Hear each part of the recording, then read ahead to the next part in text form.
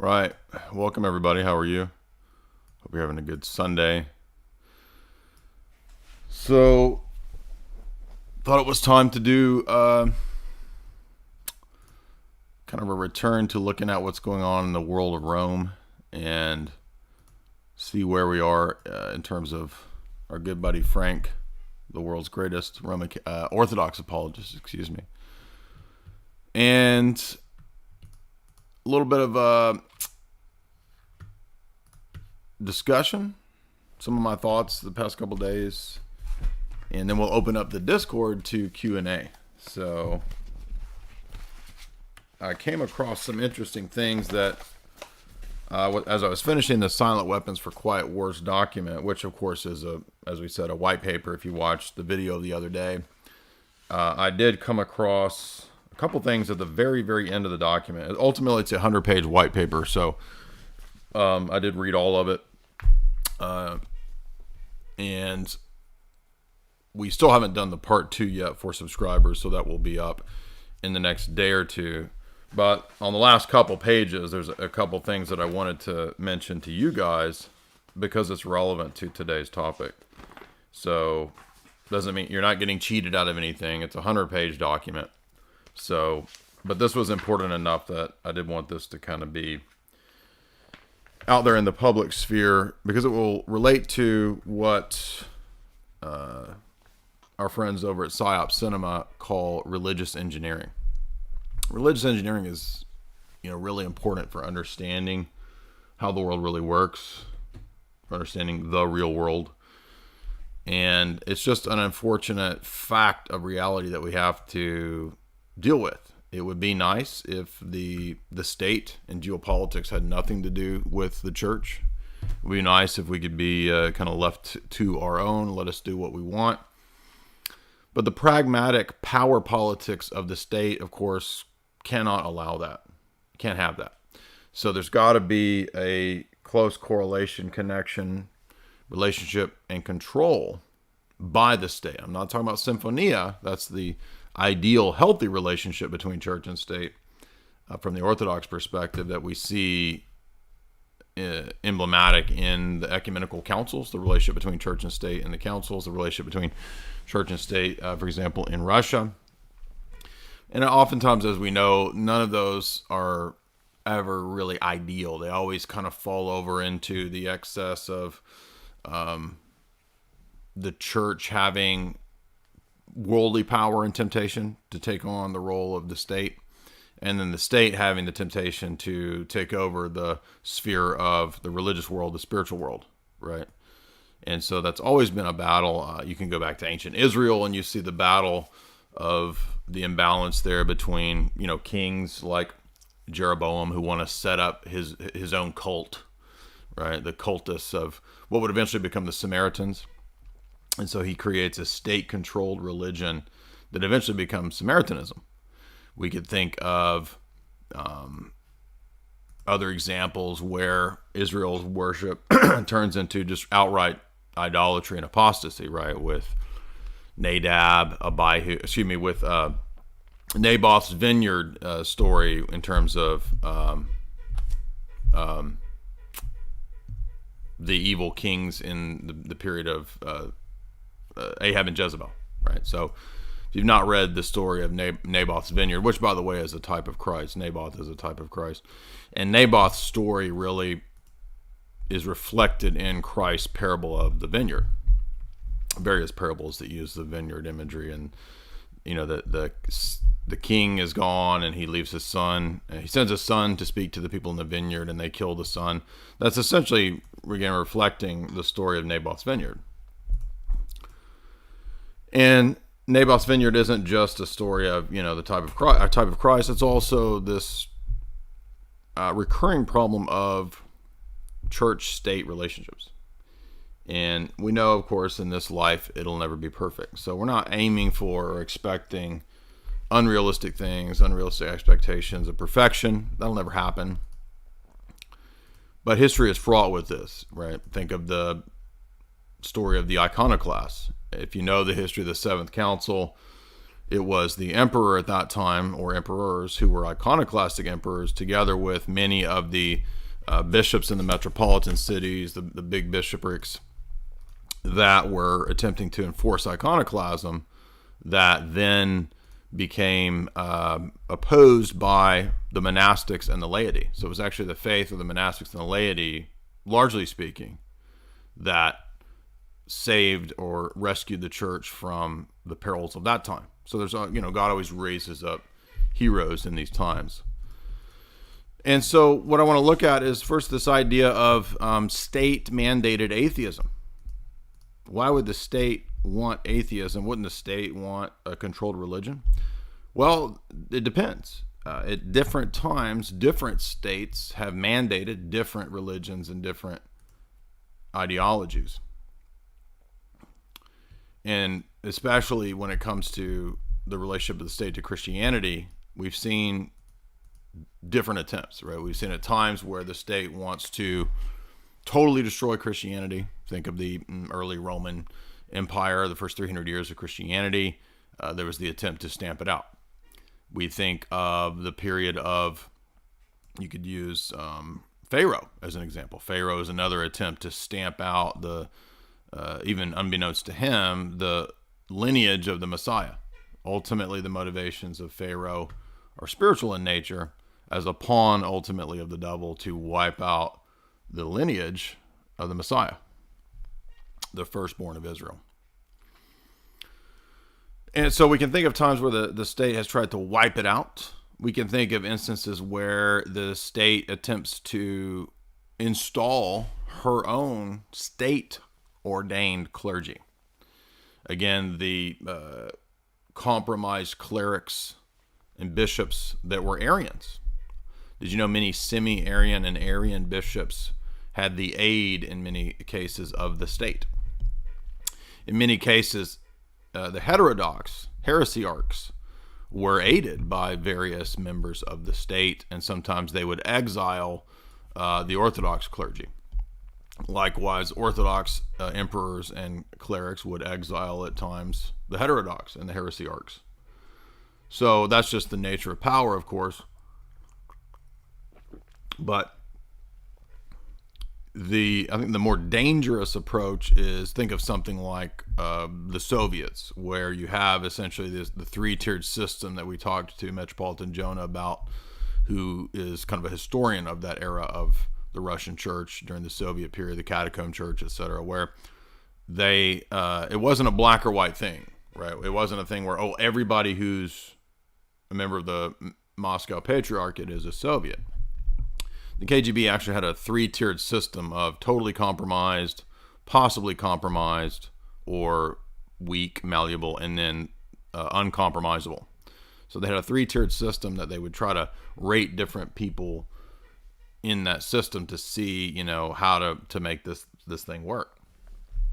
And of course, as I'm sure everybody knows, this is partly where ROKOR comes from, people that were expatriates, the White Russians, people leaving Russia as a result of Bolsheviks and then, Stalinism and so forth.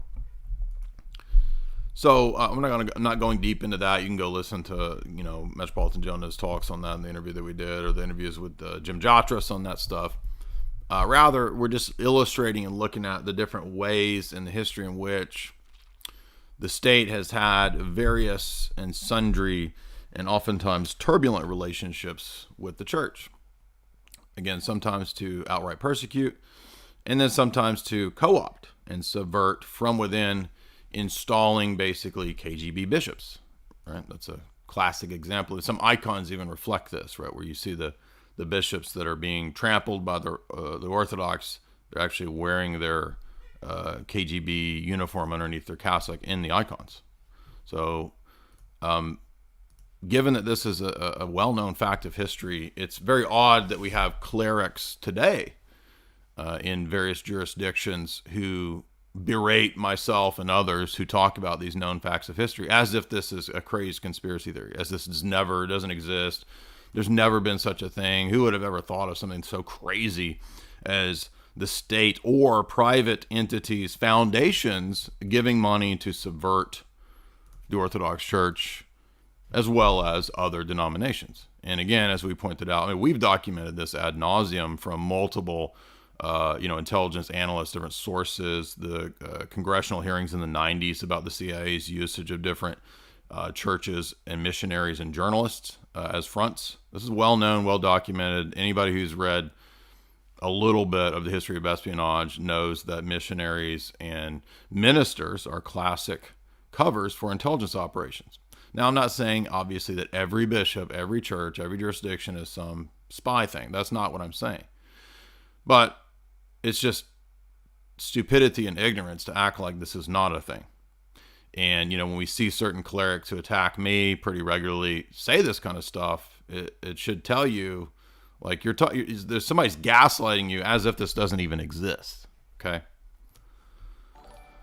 So, knowing that is the case, and by the way, I just got a classic academic work on this very topic. I've not read it yet, but I've looked at the chapter that is most relevant to what we're kind of hinting at today.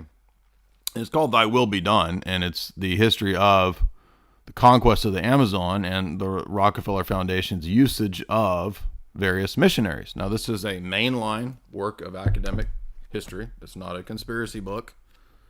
It has nothing. It's published by, I don't know, Simon and Schuster, some big mainline publisher. So it's not. I'm not saying it's true because it's published by a mainline publisher, and I'm not saying it's false because it's not a conspiracy book. My point is just that normies are going to say, "Oh, this doesn't prove anything. That's a liberal book." It has nothing to do with liberalism. It's just a fact of history. And I did my grad work on topics related to this. I didn't do my grad work on missionaries as spies, but in my grad work, I came across that pretty often in a lot of historical works, a lot of espionage works. I mean, it shouldn't be that hard to figure out, right? This is not, I mean, the world operates on the basis of con artists, con men. They play a huge role in how the world works, and the silent weapons white paper even mentions that. Basically says the whole economy is a giant fiat fraud system on purpose. So the idea that there aren't missionary spies, or that U.S. aid workers or that Red Cross workers haven't historically been on the side or totally cutouts working for espionage is just ignorance.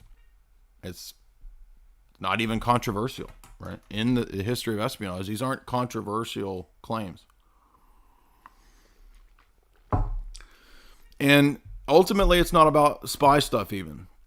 Ultimately, it's about money and control, but at a very simple, pragmatic level, right? It's not that all these priests and bishops and people are super spies. No, they're just bought off, and they're controlled the way that many human beings are controlled by, compromise, by the passions, by buying them off.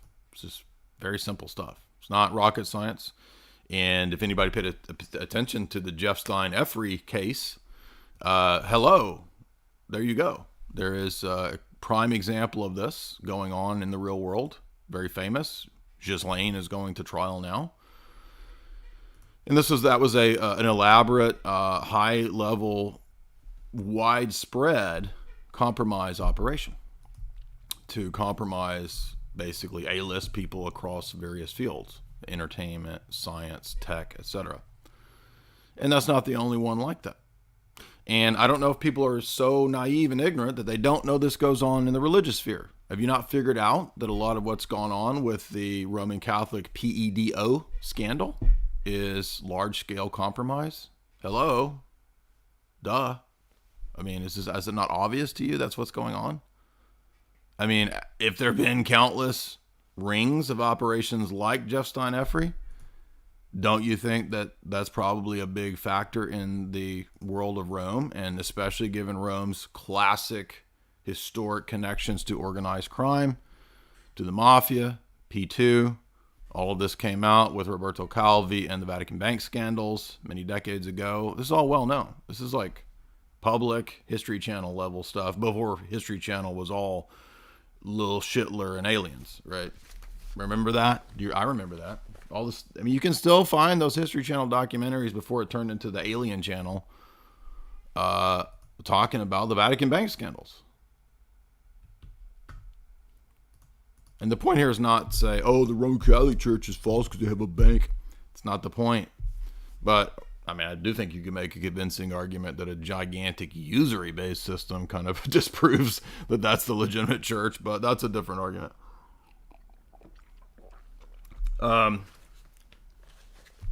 Why then? Why then has Western religion, and particularly the Protestant and Roman Catholic ethos, become an atheism factor? And, you know, I've said this for many years, that these worlds of clown church, and you think I'm joking or no, a lot of the new Novus Ordo masses are clown masses. Clown masses is really a perfect illustration of my point, isn't it? Because it's clown church, you see. And so, as we know, psychopaths love to throw things in people's faces. I think a lot of those cynical, compromised clerics and cardinals and even popes, so-called, I think they are compromised and or actually malicious, wicked people. And so, to them, it's kind of funny, really, to, you know, be the CEO and mafia don for a gigantic organized crime syndicate is basically what I see the Roman Church as from a geopolitical perspective. Of course, that makes, you know, the Roman Catholics always get mad. I'm not saying that an individual Roman Catholic is a bad person, because a lot of individual Roman Catholics are sincere and they believe they really want what's true. I know that when I was a Roman Catholic, I was sincere. I didn't have any interest in being part of some gigantic Vatican bank human trafficking Ponzi scheme. But more and more that comes out, and I don't think anybody really is buying the argument anymore that it's all the liberal media. It's all the liberal media. Oh, really? Well, then how come a gigantic portion of the trads are able to recognize, no, this is not just the liberal media. This is actually a real problem in the Roman Catholic Church. And it's not just the Roman Catholic Church, and it doesn't exclude the Orthodox Church. There's a gigantic portion, as we've been saying for, I don't know, we did our first live stream talking about the liberal elements within the Orthodox world attempting to create a schism probably 4 or 5 years ago now. And we've probably done 10 live streams and podcasts on that very topic. So people act like, you don't talk about the problems in the Orthodox Church. No, yeah, we do. I mean, a gigantic portion of the Orthodox Church attacks me, right, over this very stuff. So our thesis is really based in history. It's grounded in geopolitical analysis in this regard. I'm not saying that I'm not trying to deny the spiritual elements of this, right? Ultimately, it's a spiritual battle, sure, but we have to understand that the spiritual battle also plays out in the world historical sphere, the geopolitical sphere. And everybody can see this with the Ukraine issue, the EP, Bartholomew, and the Ukraine. And we talked about that in 2013 with Mark Hackard. And we talked about how that was an engineered situation in 2013-14. 7 years ago, we talked about that. Right when the Ukraine coup happened, because I had read all about color revolutions. I had read multiple books from Engdahl about it, intelligence analysts.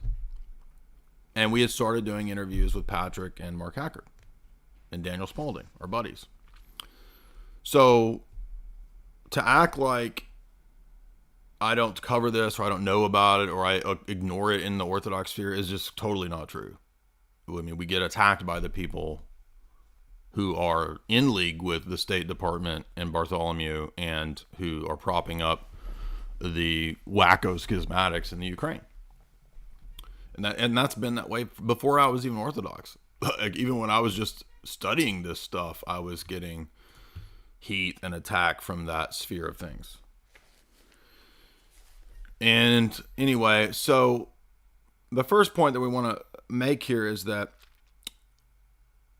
one of the unfortunate results of why religion and churches become atheism factories is because they get co-opted and they become tools of some state or some NGO or some think tank or some private entity, some foundation.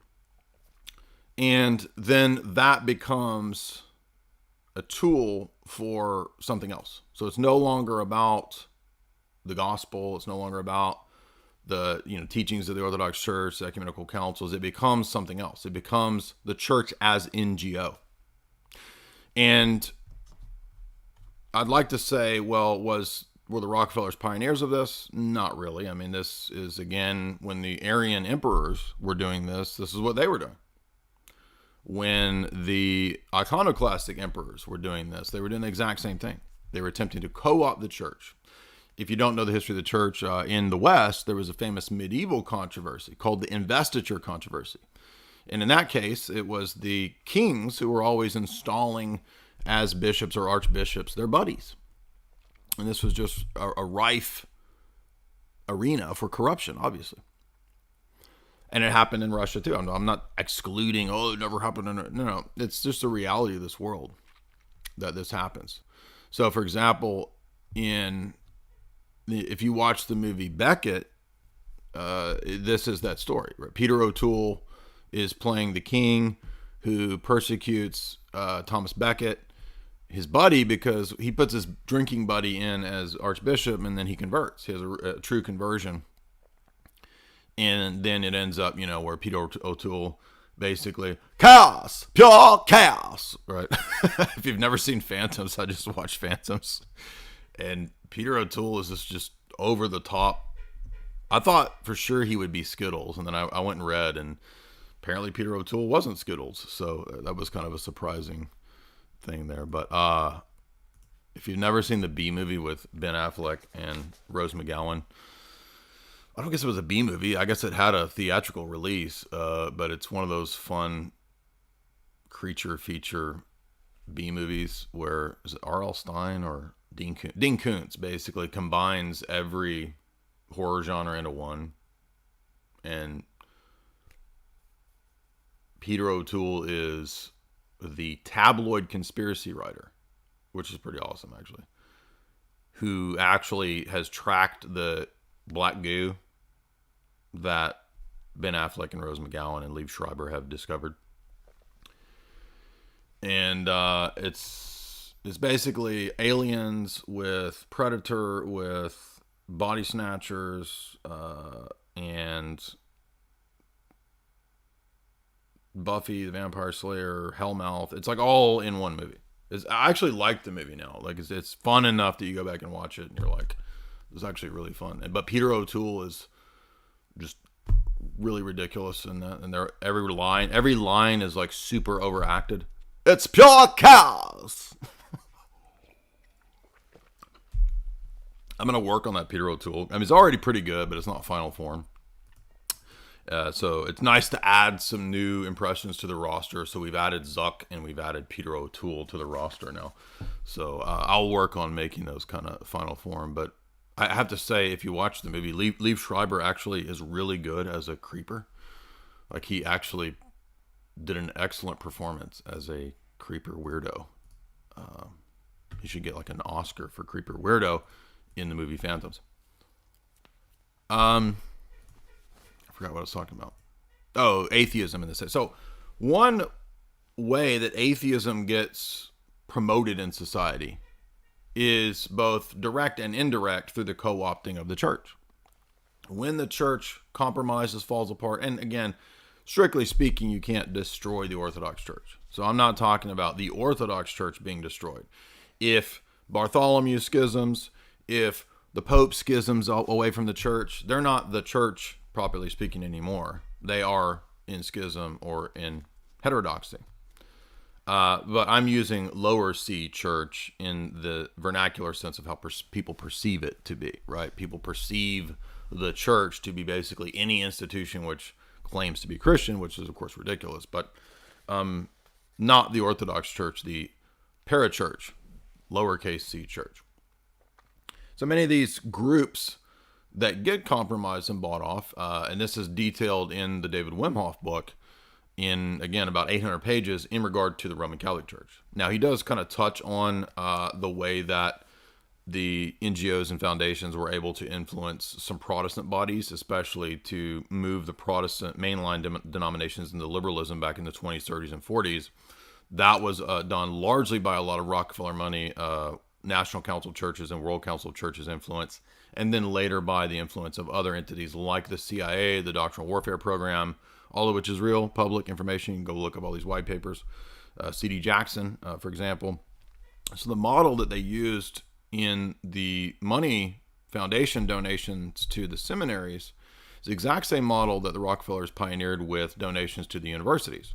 So Chicago University, right? These kinds of directly Rockefeller created and funded universities is the exact same model they would use for things like Union Seminary. And Union Seminary then allowed them to subvert and basically steer the mainline Presbyterians in the direction they wanted to go.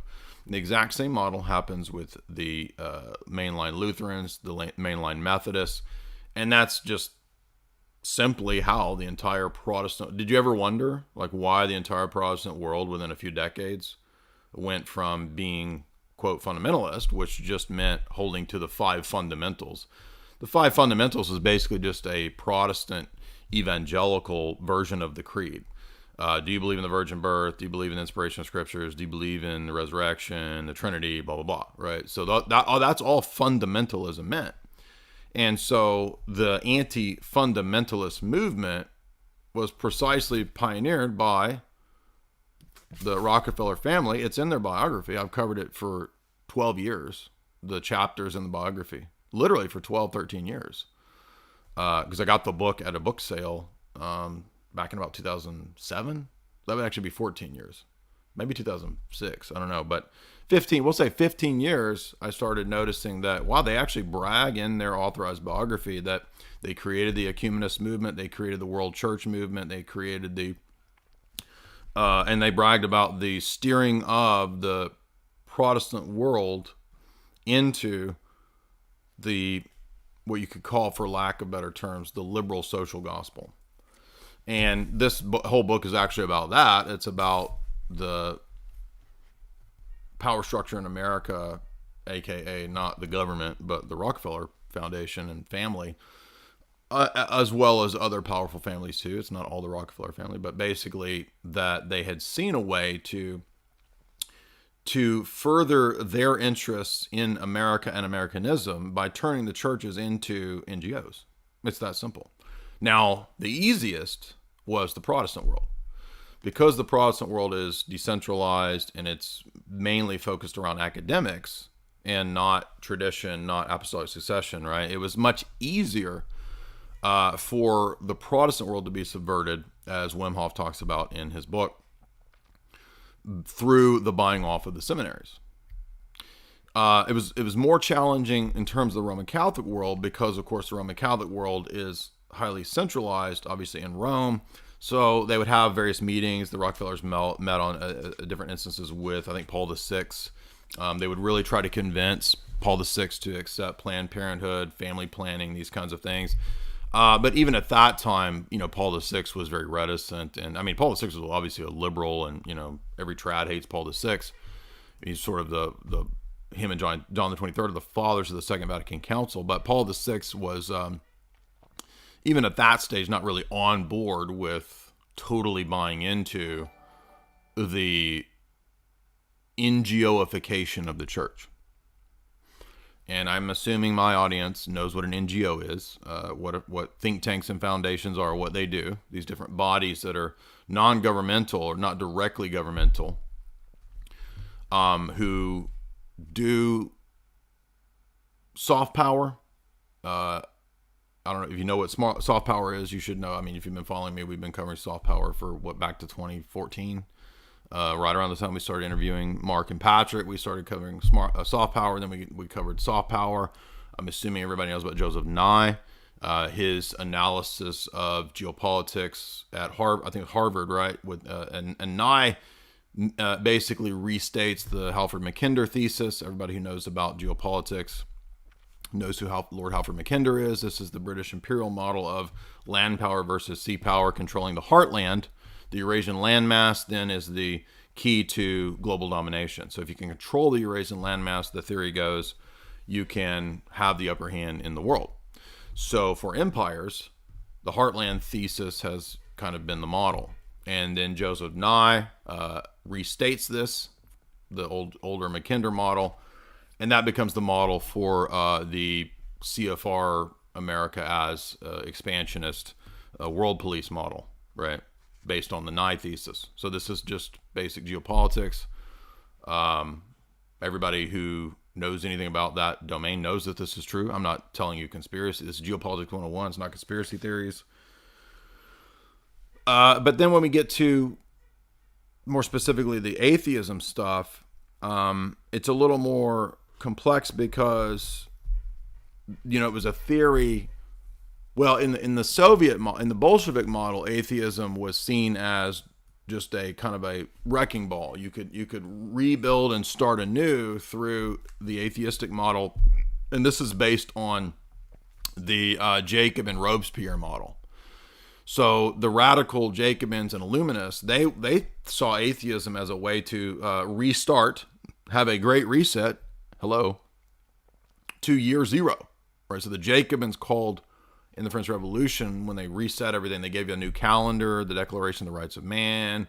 They had, the goddess reason. All of this kind of stuff was set up in France as the model for the new world order of that time. Literally, they called it year zero. They even gave a new calendar. They had a new work week. They had new holidays that they made up, atheist holidays. I'm not joking, by the way. Go look all this up. Thermidor. They have all these stupid names for these atheist holidays. And so Bolshevism is really another instantiation of that, trying to do that over again. Let's start over. Let's wipe the slate clean and get rid of all this monarchy, get rid of all this orthodox Christianity, get rid of all this hierarchy, get rid of that. Let's start over. And it's not a real start over. It's just a wrecking ball. It's just a process of destruction. I think everybody knows here, funded by foreign entities, funded by banks in New York, London. This is well documented. I've read Warburg's own letters where he talks about funding the Bolsheviks. It's in his public letters. It's not a conspiracy theory. It's public. So that being the case, we can understand that atheism might even have a greater design beyond just atheism. How would that be the case? Well, around the same time of the Bolsheviks, there was a letter that appeared, and I'm sure everybody's heard of the Pike-Mazzini letter. Now, this is much disputed in terms of its authenticity. I don't have any set opinion. I don't really care ultimately whether it's authentic or not, because it actually seems to describe a real strategy. And it describes a strategy of unleashing atheism and nihilism as a social restart technique, just like the Jacobins, to then introduce a new religion, a new model. And I tend to think that that's what's going on, regardless of whether the Pike-Mazzini letter is authentic. Probably is. I don't know. I've never investigated it in person. But, I don't really need it to be verified for me to know from history. And again, I had multiple undergrad and grad classes that went really deep into the French Revolution, the Jacobins. So I know a good deal about that. I'm not an expert in that arena, but I guarantee you I know more than 99.9% of people about the Jacobin attitude and philosophy and approach to I have a whole shelf up there on the French Revolution and how it worked. Had multiple professors who were specialists in that arena, actually. So I know how that philosophy works, and it works like a wrecking ball. And so a lot of people who don't know history have never studied Jacobinism and the history of revolutionary philosophy, like the Billington book. They think of it as an end in itself. Oh, atheism is like liberation for superstition, bro. Like, I could like go, in my coon pod and like I could do whatever I want because I'm free now, right? And they don't understand that there's much smarter people than you who know how to steer society, and they even use ideologies, that's technologies, to steer societies in different ways. Now, this is where we get the white paper document, Silent Weapons, which in the last 3 pages actually discusses this very thing. Atheism as a tool of social engineering. And I have to be honest, I didn't expect that to be there. I was kind of surprised. And as you guys know, the part 2, I've not done the part 2 on this 100-page white paper yet, because I wanted to finish it. And then when I got to the very end, what do you know? There's these odd statements on the draft, the military, atheism, and re-engineering and disintegrating the family unit. Yes, you heard me right. And it's like, remember Alan Watt would always say that you can get a lot more done in wartime than you can in peacetime. And the big boys, they know this very well. Social engineering is preeminent in rationing in wartime. So Alan Watt was correct on that. Not Alan Watts, Alan Watt. And he had to have read this document, because now, the more I think about it, like this almost sounds like a document Alan Watt could have written if Alan Watt was going to write a document about, except for the technical areas of the document that deals with energy currency, in and out flows of currency. I don't think Alan Watt knew enough about energy dynamics and that kind of stuff. I don't know about energy dynamics and that kind of stuff, but the majority of this white paper is not about that stuff. It's only about maybe 10 pages of the document that deals with that stuff. But so let's look at a couple points here in the document at the end, dealing with behavioral modification and how the social engineers, the scientific priest class, the sort of Brzezinski, Kissinger, Bilderberg level crowd, how do they view society? How do they view, by the way, there's actually a quote in here that sounds like it could be Kissinger, actually. Do you need something? Because there's a section where, if Kissinger has that famous quote about war, about young men being fodder. And there's actually a quote in the document that literally sounds, so they could be quoting Kissinger. Maybe Kissinger wrote this document. I don't know. It sounds like somebody who was an engineer and was recruited into, it sounds like a person who was in military, probably a general who might have gone to Raytheon or Boeing and then went to Bilderberg. That's my, I don't know, but that's what I think is the most likely, because this is a person who knows aviation and engineering very well. So probably somebody from the Air Force, probably an Air Force general, and then maybe even Navy. It doesn't have, but there's a lot of sections about aviation in this. And then went to become a CEO, it sounds like. Because it reads like a military person. And the person who wrote this knew all about the world of military and the draft and how that works for social engineering. And it reads like a person who's a military strategist. If you've read enough of the global elite types who know military history and military strategy, like Quigley was a military historian, that's what this document reads like. So the document towards the very end says, here's the summation of what we're talking about with behavioral modification. And it says, since the masses are basically lazy and stupid, the mob craves a nanny state. And since the mob craves a nanny state to make their decisions for them, it's all the better that we actually offer this to them. And you're going to see how this relates to religion here in a moment, because you need to understand how these people who engineer and run society, unfortunately, how do they view religion? Do you think they believe in the Gospels? Do you think they believe in Genesis? Do you think they care what you believe? No, of course not. They see religion as totally a pawn on the chessboard, as a tool. I'm trying to explain to you that if you don't understand this element of the attitude of those who run society, the pure pragmatic power politics, you're not going to understand why churches and entities so often get co-opted and corrupted. And the Orthodox Church is not immune to this. Everybody should know, based on the interviews that we've done with Jim Jotras, with Metropolitan Jonah, that that's precisely what's happened, especially in different jurisdictions. So how do people in high-level engineering, CEOs, global strategy, policy makers, how do they view religion? Well, he says, let's look at the draft as a great example. The military draft is a great example of social engineering. He says that the military is there to break down the individual. I remember my dad was always saying when I was younger, you need to join the military. You need to join the military. And he probably should have told me not to join the military because, right, that would probably be the best way to get somebody in the military if you're a young, rebellious kid or whatever. But, and I was always like, why do you want me to join the military? And it was always, they will break you down and build you back up. And that's actually the mantra of the establishment for what the military, and particularly boot camp, is there to do. Now, keep in mind, my point here is not to say that military service is inherently bad. Of course not. But we live in a different world than the 1500s.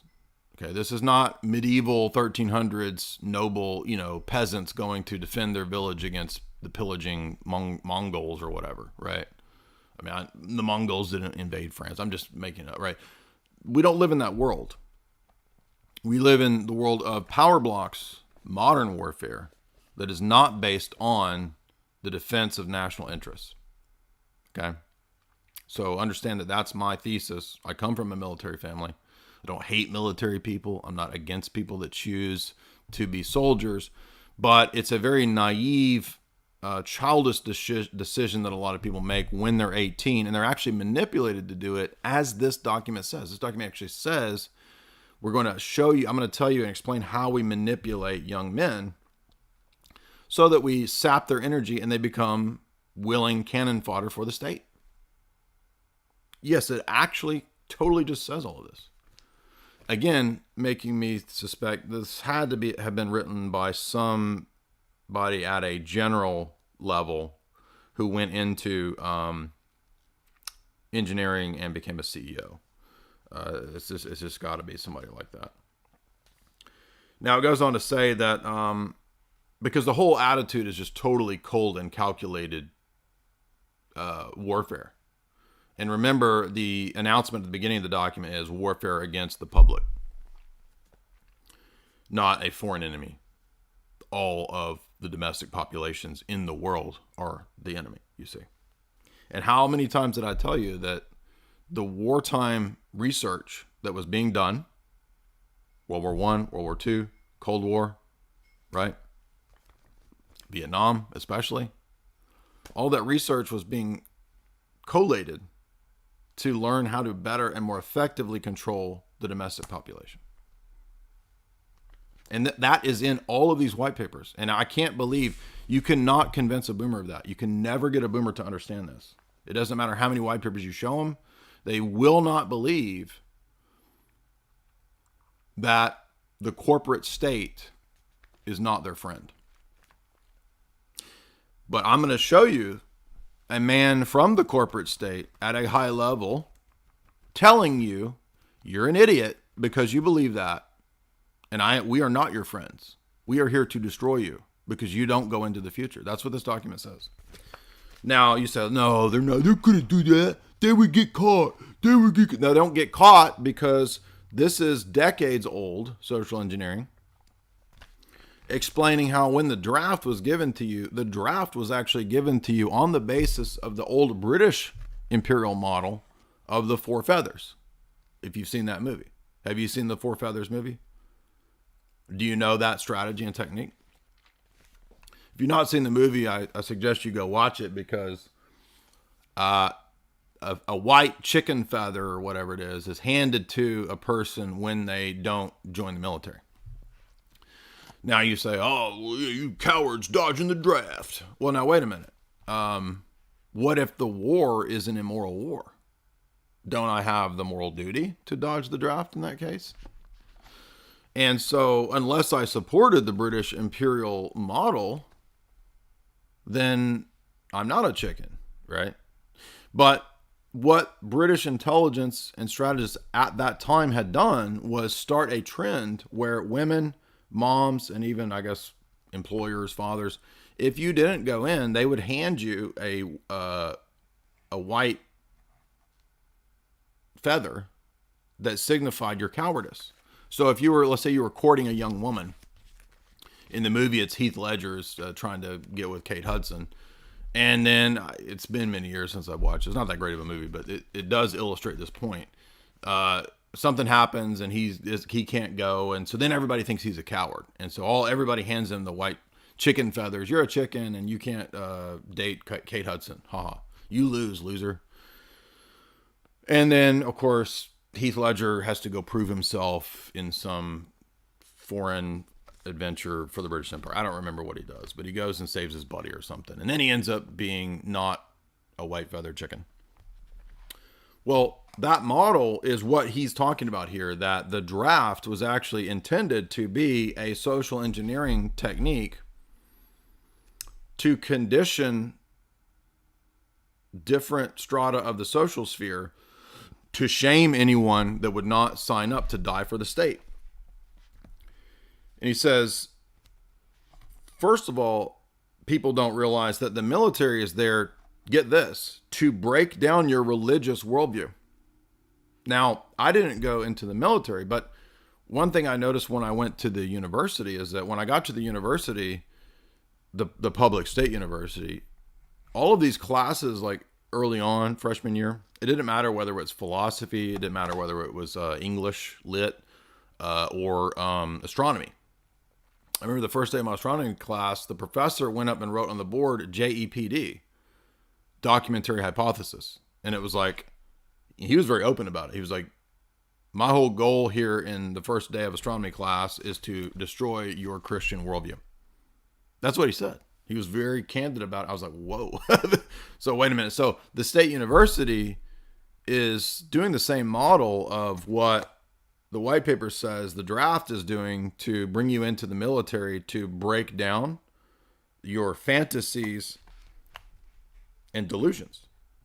The document says, thus, a man trained in a religious environment for 18 years of his life, by the time of his enlistment into the government, he is broken down to be purged of his fantasies and delusions into a matter of,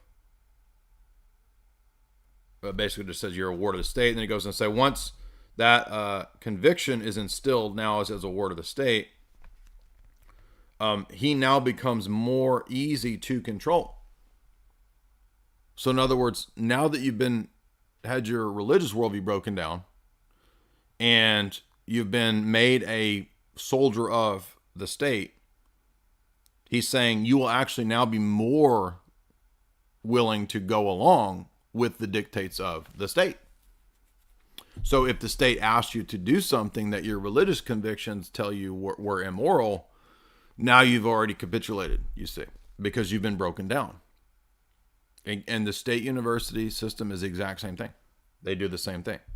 Now, they don't tell you to go down a battlefield per se, but the state university system structures it to where if you don't have your Christian worldview broken down, you will not rise up in the structure to get the master's and the PhD.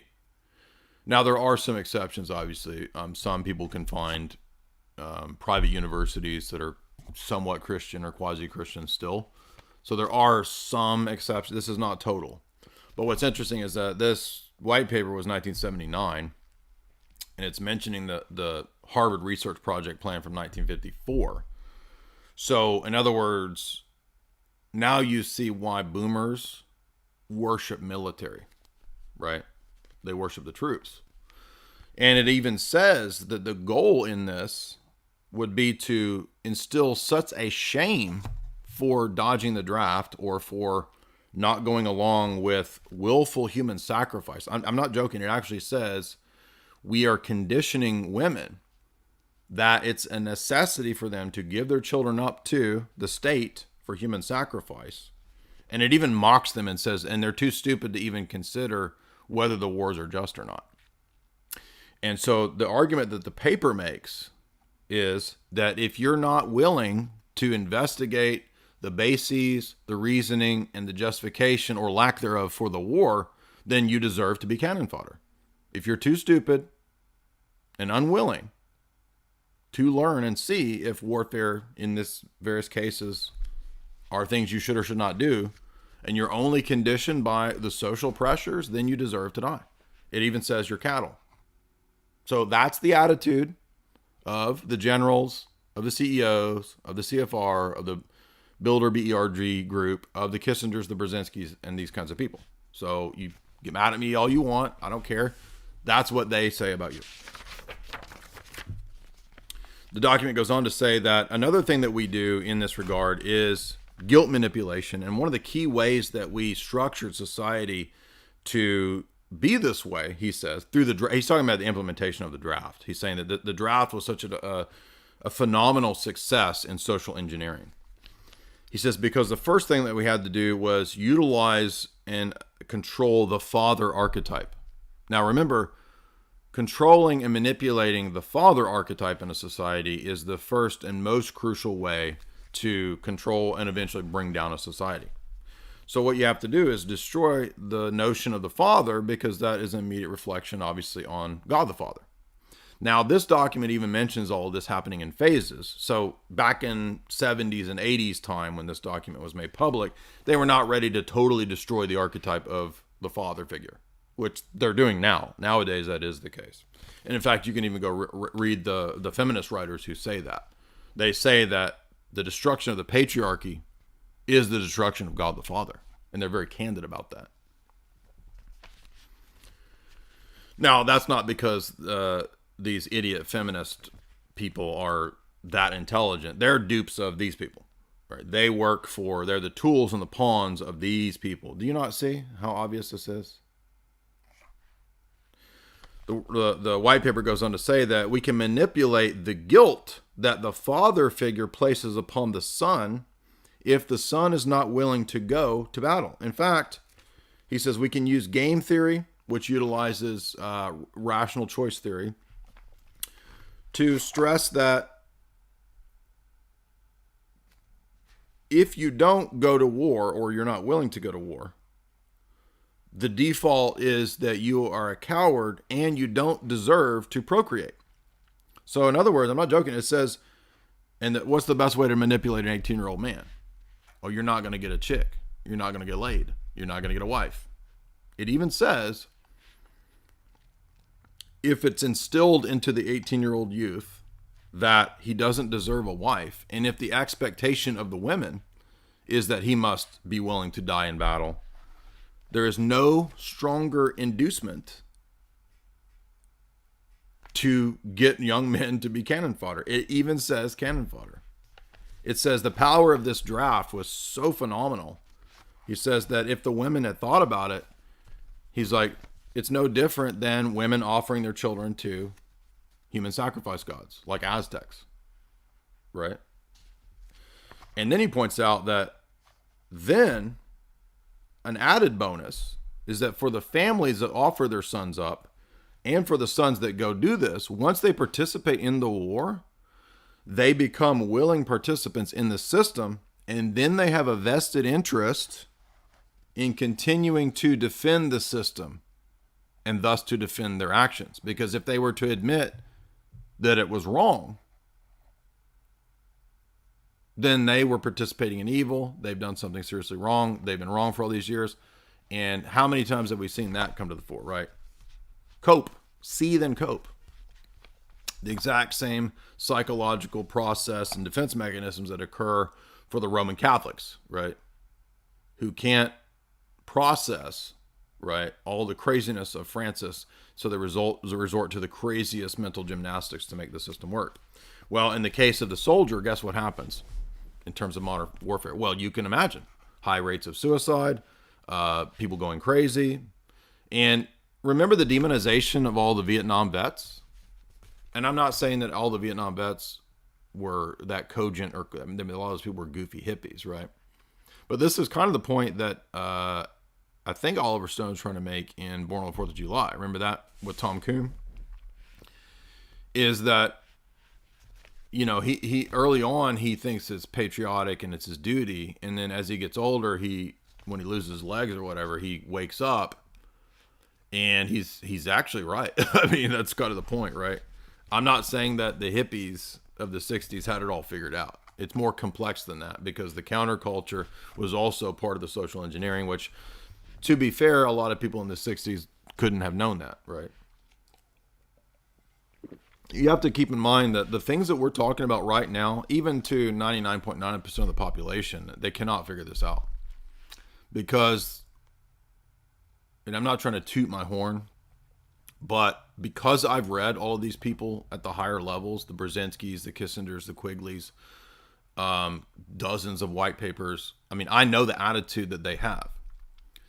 And even people in government are insulated and compartmentalized, that they have a hard time thinking like these people. Do you see?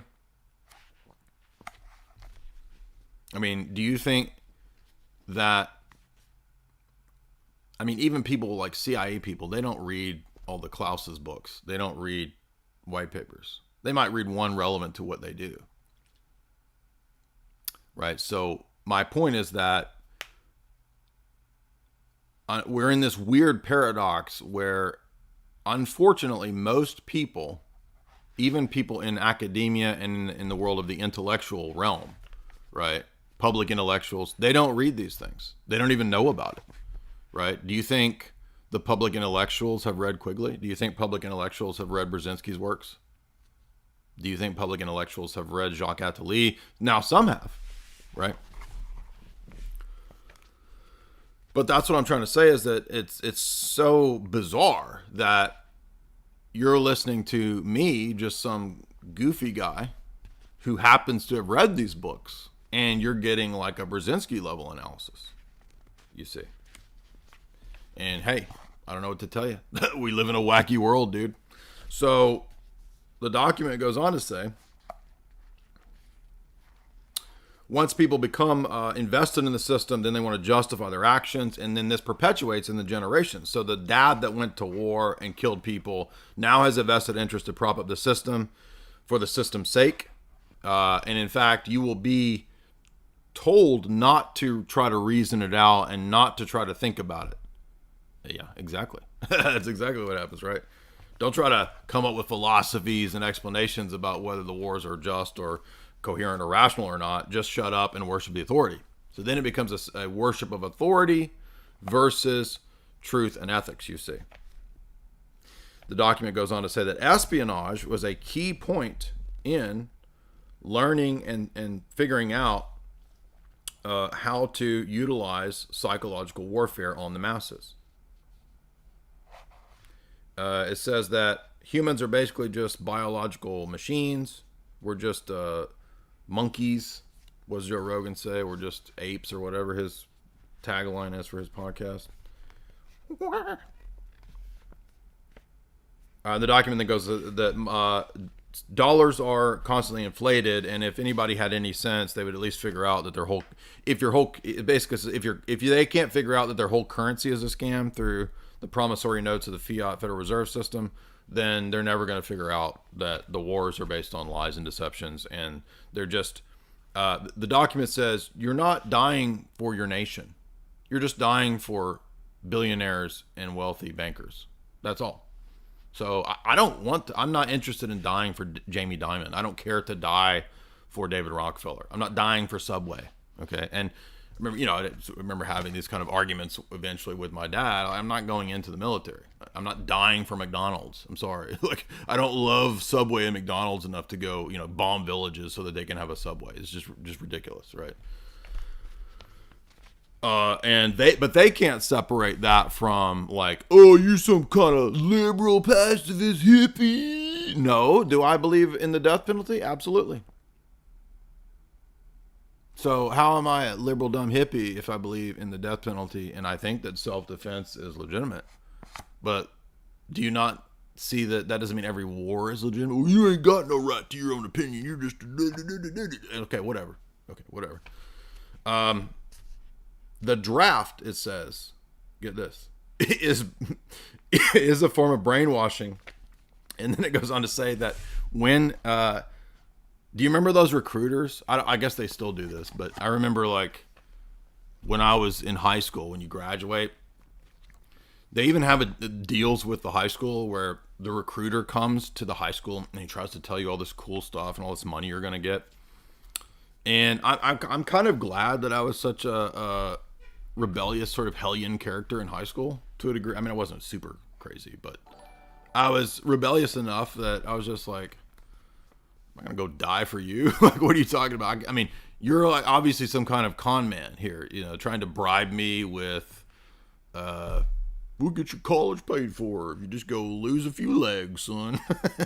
All you got to do is just breathe in a bunch of depleted uranium and you get your college paid for, son. I mean, this is so dumb. Like, who would actually fall for this? But it's sad because they actually prey on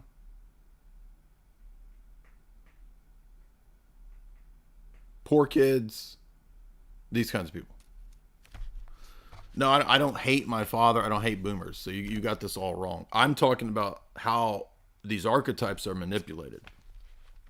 And I recognize that the boomers were under such a high sophisticated level of propaganda that that's actually the reason that they can't break out of what they were sort of entrained with. So I'm actually pretty understanding of boomers and the degree and level of psychological warfare that they were under, that it wasn't their fault. It's not the fault of the 18-year-old poor kid who has the recruiter come talk them into being a human sacrifice for the state.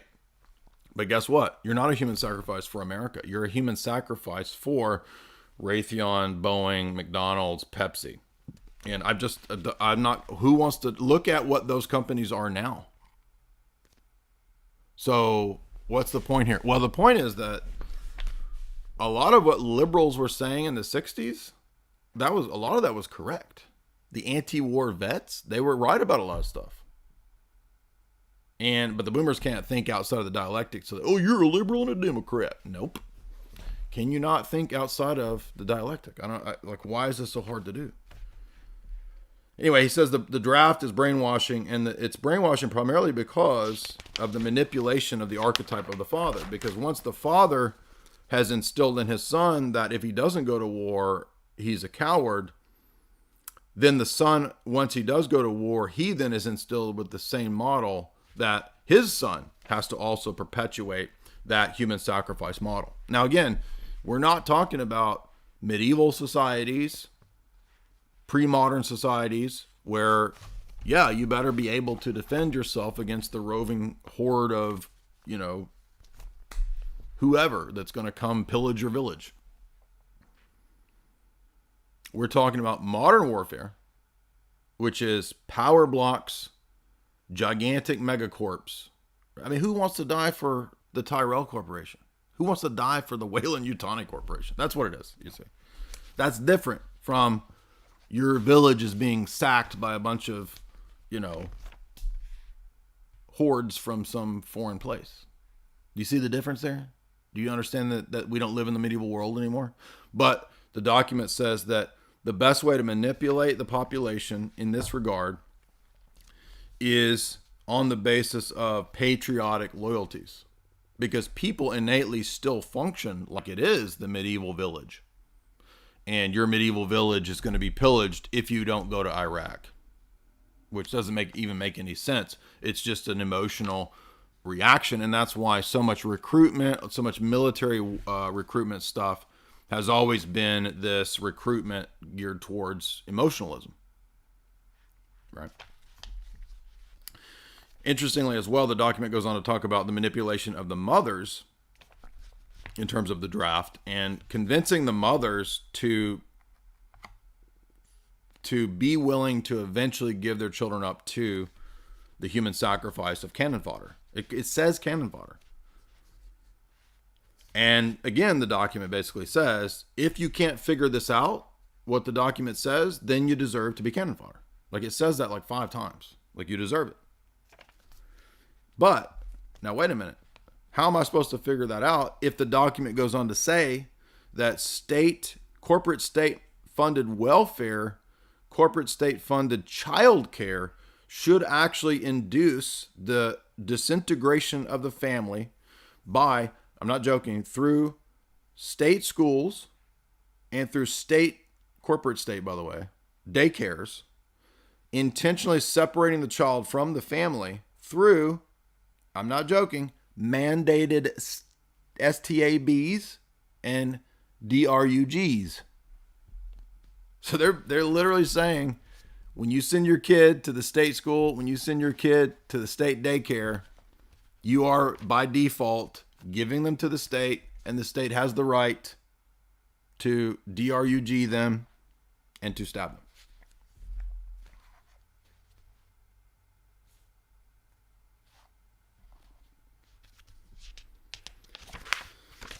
Anyway, so that's the point there with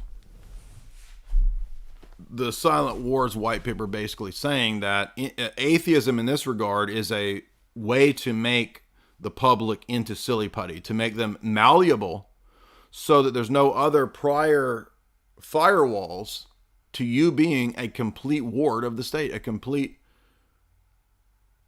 drone of the state is what it says. And it says that we at least at that time, right, the document says that we found the best way is to use the military model of making people atheists. Now, that's just one example of the draft and how the military makes people into these sort of, not everybody, but makes them into these pragmatic atheist types.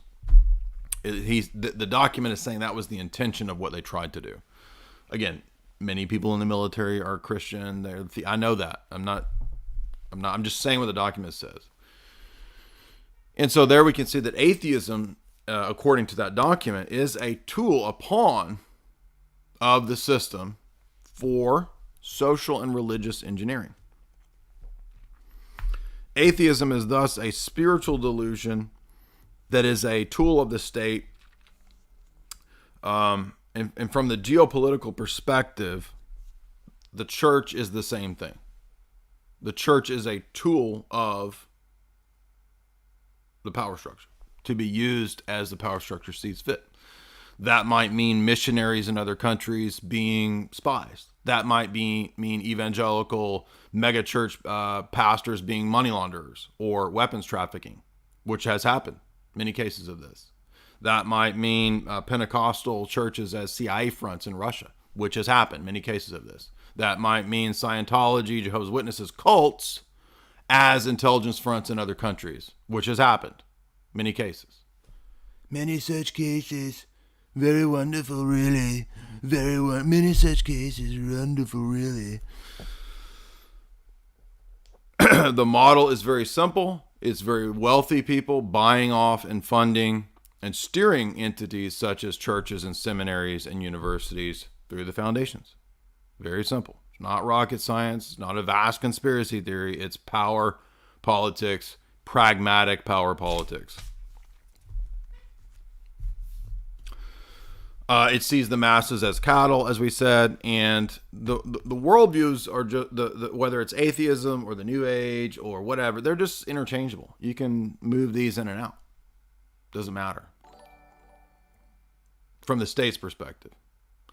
Because the state has, as the corporate state, okay, I'm not talking about libertarian philosophy of the corporations are good, the state's evil. No, the corporate state, right,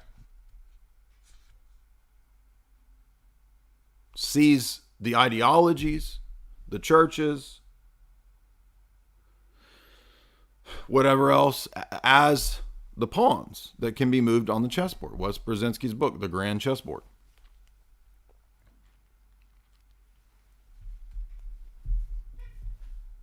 All right.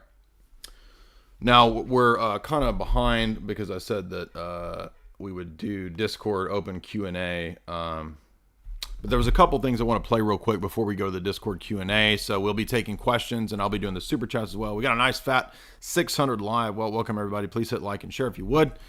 And first thing that I wanted to talk about was this curious clip from the Roman Catholic trad world. I'm just going to play a little bit of it. I've heard of this guy for many years. I don't know this person, never interacted with anybody from this group, except I think I did. There's one guy, I don't remember his name, who's sent many emails over the years, who's a very friendly guy to us from the circles of these people. So the point of this is not to attack the Remnant or Michael Matt or any of those people, but just to sort of use this as a weather gauge, as a way to kind of see what's going on in the world of Roman Catholic Church, because more and more it's seeming like, for me, the way I see the Roman Catholic Church is that it basically has been NGO-ified, and it's kind of like a large organized crime syndicate that is a NGO, basically, is what I see it as now. Not talking about the individuals in the Roman Catholic Church, and not even necessarily every priest or bishop, but the Vatican, the hierarchy, the cardinals. I think that's really largely a malicious, cynical, captured elite group. And what's weird is that the Roman Catholics are more and more coming to admit this, obviously because Francis is just so kind of out there and blatant in all the crazy stuff that he's done in the last however long he's been Pope. I don't know, 7-8 years it seems like. So every now and then I do kind of check in on the various domains of the trad world, since I was in that world for, some time in my 20s. Haven't been in that world for many years, at least 10 or more. And then Russian Faith, which is a great website, put this up. And it's just a little clip that I'm going to play where we kind of get this admission that is really a vindication of stuff that I've been talking about for so long. And I'm not trying to spark a fight with this person. I don't have any real vested interest in much of what the trads say. I don't really care. Obviously, I want these people to become orthodox. But the point here is just that what he's going to admit here is really what we have been saying. This is just such a vindication of orthodoxy. And when we know what Vatican I says, it's going to be all the more obvious that really the only logical option left to you, if you're a sort of trad or in the pseudo-trad or the quasi-trad or the whatever trad world you're in, SSPX, FSSP, Novus Ordo traditionalists, so-called, Sedevacantists, anybody in the trad domain is really going to have to grapple with like the reality that, and if I recall, even like 2 years ago, wasn't the Remnant already saying Francis was a heretic? Like they were saying like Francis is blatantly a heretic, I think like 2 years ago in videos. So it's like, at what point do you realize that like you can't hold that as a Roman Catholic? Like that's not, like, Vatican I is very clear about the papacy, about its constituent components that can never go away, that it can't apostatize, that you can't have a complete blackout for 60 years and thus no ordinary jurisdiction going on. Because to have ordinary jurisdiction, you have to be in communion with a living successor to Peter. So in other words, the church basically for 60 years, if the Sedevacantist thesis is true, has lost multiple of these essential components, namely visibility, unity, universality, by which Roman Catholics often equate with numbers, right? And the public accepted Roman See occupant. So those are all listed in Vatican I very clearly as the constituent elements and components of the Roman See that can never go away, because that's the foundation of the visible church militant, is the church in Rome. So let's see what Michael Matt says about Bergoglio and Rome, which really put him in between a rock and a hard place. Was the mother of theology and philosophy, the rule of law, I'm going to skip ahead to where he's talking about our point that we made. Because he is withholding the truth intentionally from a guy like Jordan Peterson. He's talking about climate change and equity and all this stuff he likes to talk about. So Michael Matt is talking about how Jordan Peterson is actually better than Pope Francis.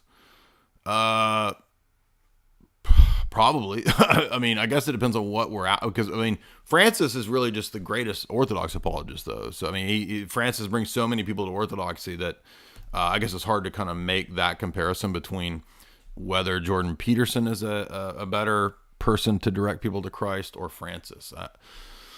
I guess it's a toss-up, but of course we know Jordan Peterson has had a long-time interest in Orthodoxy, and so we've always told people to continue to pray for Jordan Peterson's conversion. So I certainly hope Jordan Peterson does convert to Orthodoxy. I think he recently thanked Metropolitan Jonah in his book. I think he's had interactions with Father Josiah Trenum. Obviously, he's had long-time interactions with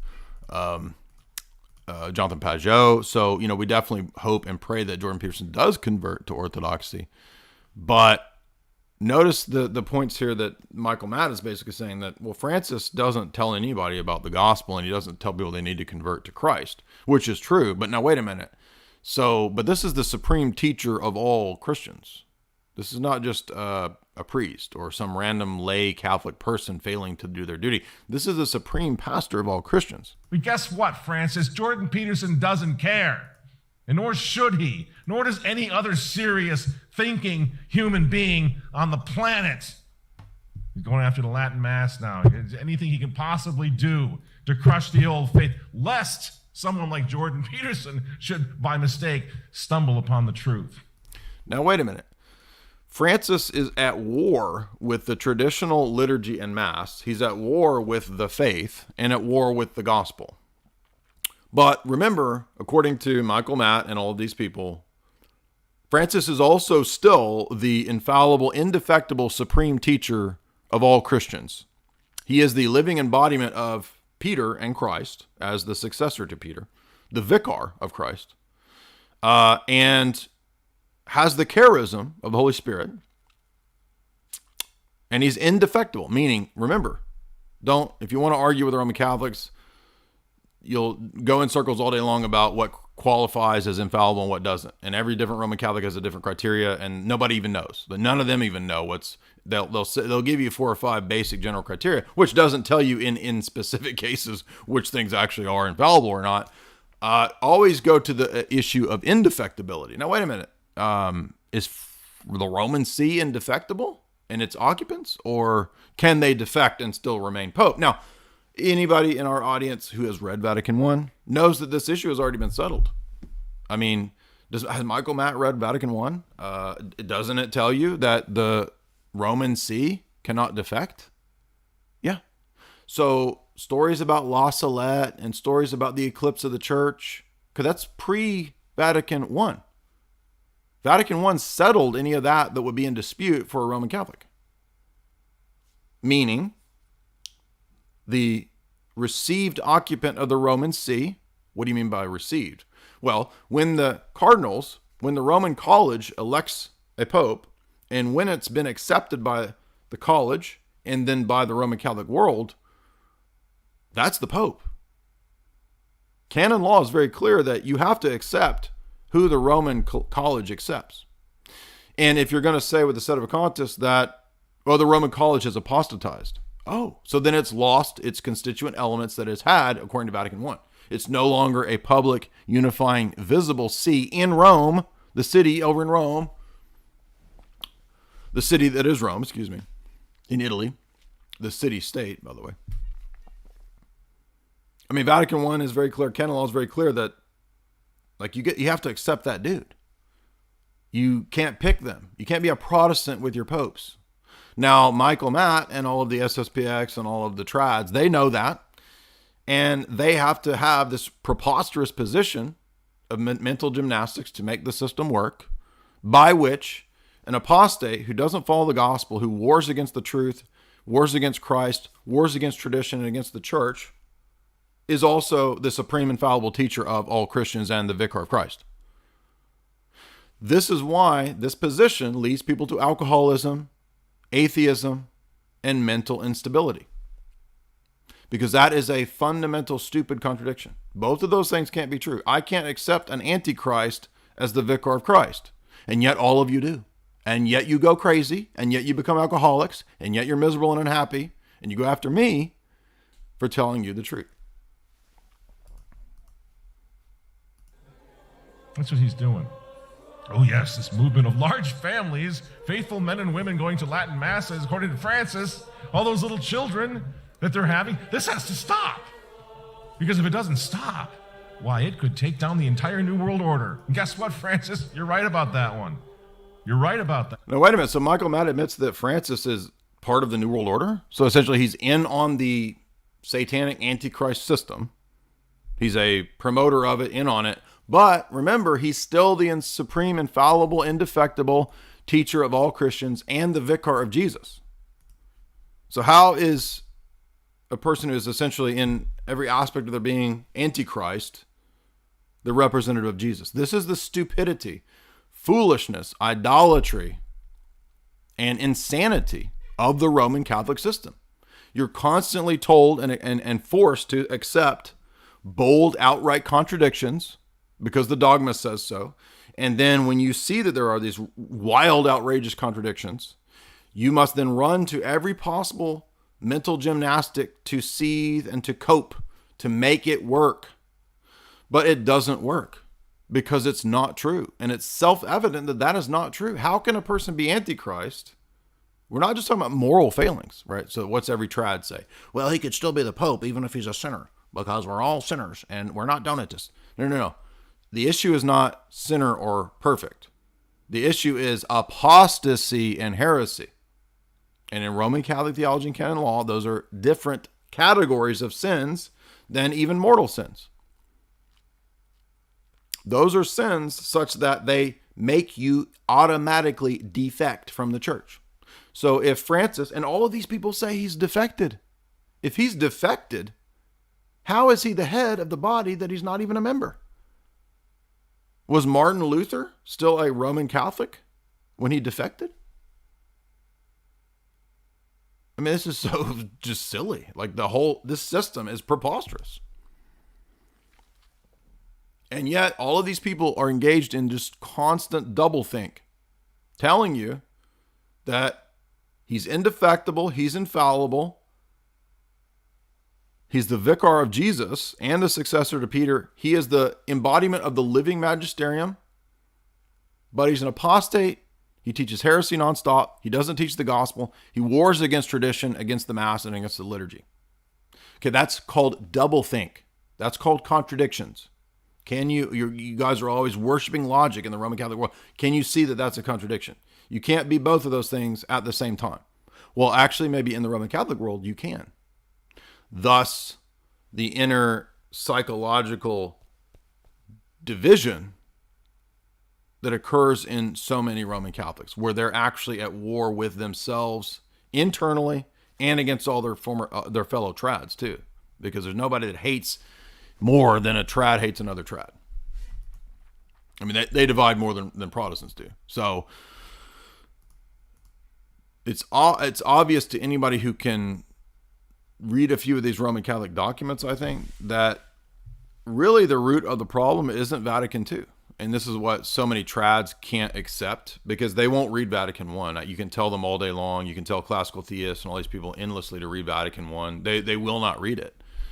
Or when they go read it, they'll just ignore or just pass over any of the arguments that you make, because of all of the same psychological motivations of confirmation bias, cognitive dissonance that the white paper talks about, right? The way the white paper talks about the draft and the manipulation of the draft is no different than the system that you've adopted of the Roman Catholic Church, that you must at all costs cope and invent all the time, constant. It's like a hamster wheel of coping and inventing new things to make this crazy system work. that. And it is going to take down the whole New World Order, this ridiculous New World Order of yours. The truth will win out in the end, and it will not be served by any of us in the church or in politics or anywhere else, burying our heads in the sand because we cannot handle the ramification of asking the question, what's going on? What's happening? Yeah, here it is. So this is the point that we made against, throughout the whole issue with Trent Horn in the debate, is Francis signing the humanitarian Abu Dhabi Accord, whatever it is, with the Grand Imam, that the Abrahamic religions are all worshiping the same God. Imam of Al-Hazar, Ahmed Al-Tayyib, is beginning to show concrete results. Now, if Michael Matt can see this and he can admit the point that we're making, why can't Trent admit this? Oh, well, Trent gets a paycheck from Catholic Answers. So, I mean, come on, guys. The Higher Committee for Human Fraternity presented their first major project while in New York. This initiative is a tribute to Abraham, whom Jews, Christians, and Muslims see as a common father. It's called the Abrahamic Family House. It's a complex that will integrate a church, mosque, and synagogue, which for the first time will share a collective space for dialogue between the religions. It was designed by architect Sir David Ajavi and seeks to deepen relationships between religions as well. And remember, according to Trent, we all do worship the same God because we worship one God. And even though we showed, I don't know how many times we had to illustrate that that's a fallacy, right? The quantifier shift fallacy, they don't care. Okay, I don't care. It's not the quantifier shift fallacy because it's not. Clearly it is, but I guess if you just say it isn't, then on the Roman Catholic system, because it's all just worship of authority, I guess you can just say it isn't and it's not. Nurture the values of peaceful coexistence. Go ye therefore and convert all nations, baptizing them in the name of the Father and of the Son and of the Holy Ghost. Well, that's not the way it is anymore. So, Michael Matt is saying that the Vatican II apparatus does not teach the gospel. It's not that way anymore, he says. Oh, so the supreme teacher and infallible authority of all Christians, according to Vatican I, according to Satis Cognitum, according to Mystici Corporis, does not teach the gospel and has abandoned it. But he is still the supreme, infallible, indefectible teacher of all Christians. This is what Matt, the remnant guy, wants you to accept. Now we're building mosques and synagogues and churches so that nobody has to get converted. So he's admitting my point that we don't have the same monotheistic, quote-unquote, faith. They do not believe in the Trinity. They do not believe that Abraham worshiped the Trinity, which is fundamental in Orthodox Christianity. Michael Matt is admitting that that Judaism and Islam do not worship the same God as us. There's no lowest common denominator generic theism. It doesn't exist any more than it's the same God that I worship with alongside the open theist, right? Greg Boyd says he believes, I guess, in the Trinity. He's an open theist proponent, but he says God is not all knowing. Okay, so is that the same God that I have?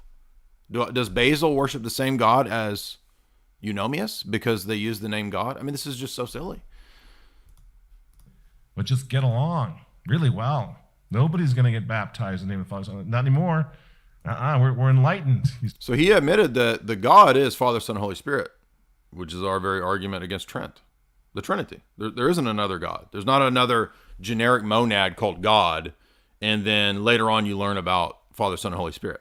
So in their very explanations, ironically, without even knowing or thinking about natural theology or any of those disputes, they just sort of accidentally make my point, you see. See? Francis is not interested in converting anyone.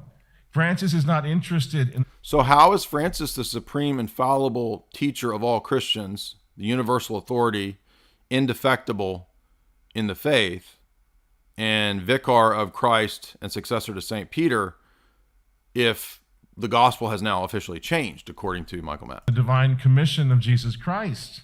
He's not interested in conversion or in any modicum of compassion or empathy. Do you notice too, remember that's why we keep bringing it back to indefectibility, because that shows that it's not a matter of sin, right? We're not saying the Pope has sinned, therefore he's not the Pope. Nobody is arguing that. That's a deflection that the Roman Catholics always throw in to try to say that what I'm saying or what we're saying is Donatism. No, it has nothing to do with Donatism. We're not saying that the validity of the sacraments depends on the righteousness of the minister. We're talking about within the Roman Catholic system, what it says about its supreme pastor and teachings according to Vatican I. So the problem between the Sedevacantists, the SSPX trads, and the Novus Ordo people is precisely Vatican I. You see? Do you see that's the point here? That's the real locus of the system, because as St. Justin Popovich says, Renaissance papalism is really just humanism, and it's the first Protestantism. The Pope is the first Protestant, according to St. Justin Popovich. Yeah, exactly.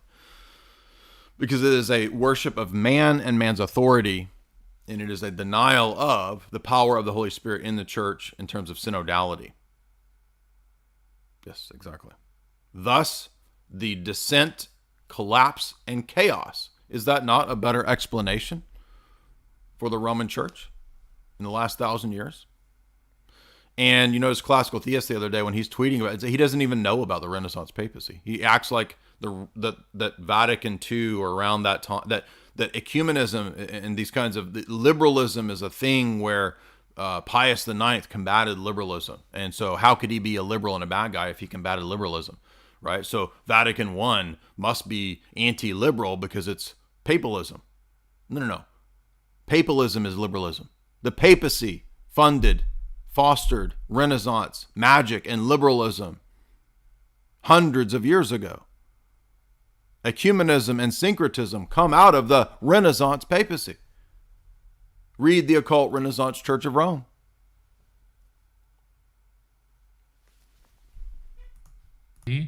For anyone who disagrees with him, which brings us full circle to the top of the show. Compassion and empathy, humanity disappearing at the highest levels.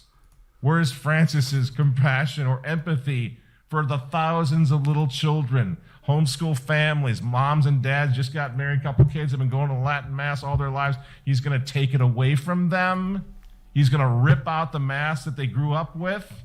Where's the compassion, Francis? Have you not realized that Francis doesn't care about your traditionalism? He doesn't care about your families because he's a minion and a cohort in the New World Order, as you yourself just said. So I appreciate that Michael Matt is doing a little bit of rhetoric here to point out how Francis is obviously an evil global elite person. But again, have you read Vatican I? Have you read Satis Cognitum? Because those documents tell you that you can't say that the papacy and the Roman See have defected and no longer teach the gospel if he's still the Pope. And by the way, if you become a Sedevacantist, then you've also denied Vatican I, because Vatican I says that the church cannot lose its constituent essential elements and features, namely the Roman See, its visibility, union, and succession. Merciful one. Is this why you're attacking the traditional Latin Mass? Because in its every word. We pointed out many times over, Pius XII, Mystici Corporis, and many of his addresses points out that you can't reject the liturgical decisions of the Roman See. You don't have the right to decide that you don't like Francis's Novus Ordo or you don't like his decisions to ban the Latin Mass. You don't have that authority. And that's been stated many times over. Vatican I has within the declarations and condemnations of the positions or the opinions that you can reject the decisions of the Roman congregations. You can reject the decisions of the Holy Office. Those are condemned positions. Yet every trad is sitting around telling themselves that I can reject what Francis decides. I don't have to accept the new Mass. I don't have to accept the. Yes, you do. And by the way, did you notice that Lofton made all his trad audience mad by dissing all of them? So yeah, good job. Yeah, run your own audience off. Good job, dude. Yeah, it's just difficult for these people to be honest with themselves. So, word, every gesture, and every rubric, it reinforces the central dogma of Christianity, that Christ is the Son of God, the Redeemer of the world, and the only way that all men are saved through him. Is that? Anyway, so I think I put that in the chat. You can go to Russian Faith and you can see the video if you want to watch the full thing where they link Michael Matt talking about this. But again, I mean, basically, they're saying, he's just saying the papacy doesn't teach the gospel, but you still must accept the papacy to be saved. And he is the indefectible vicar and representative of Jesus and has the charism of the Holy Spirit, but he's also an apostate antichrist who doesn't teach the gospel. So this is the foolishness of these people. These people are foolish and they're deluded. And I don't hate them. I don't dislike them. But they have to come out of that delusion.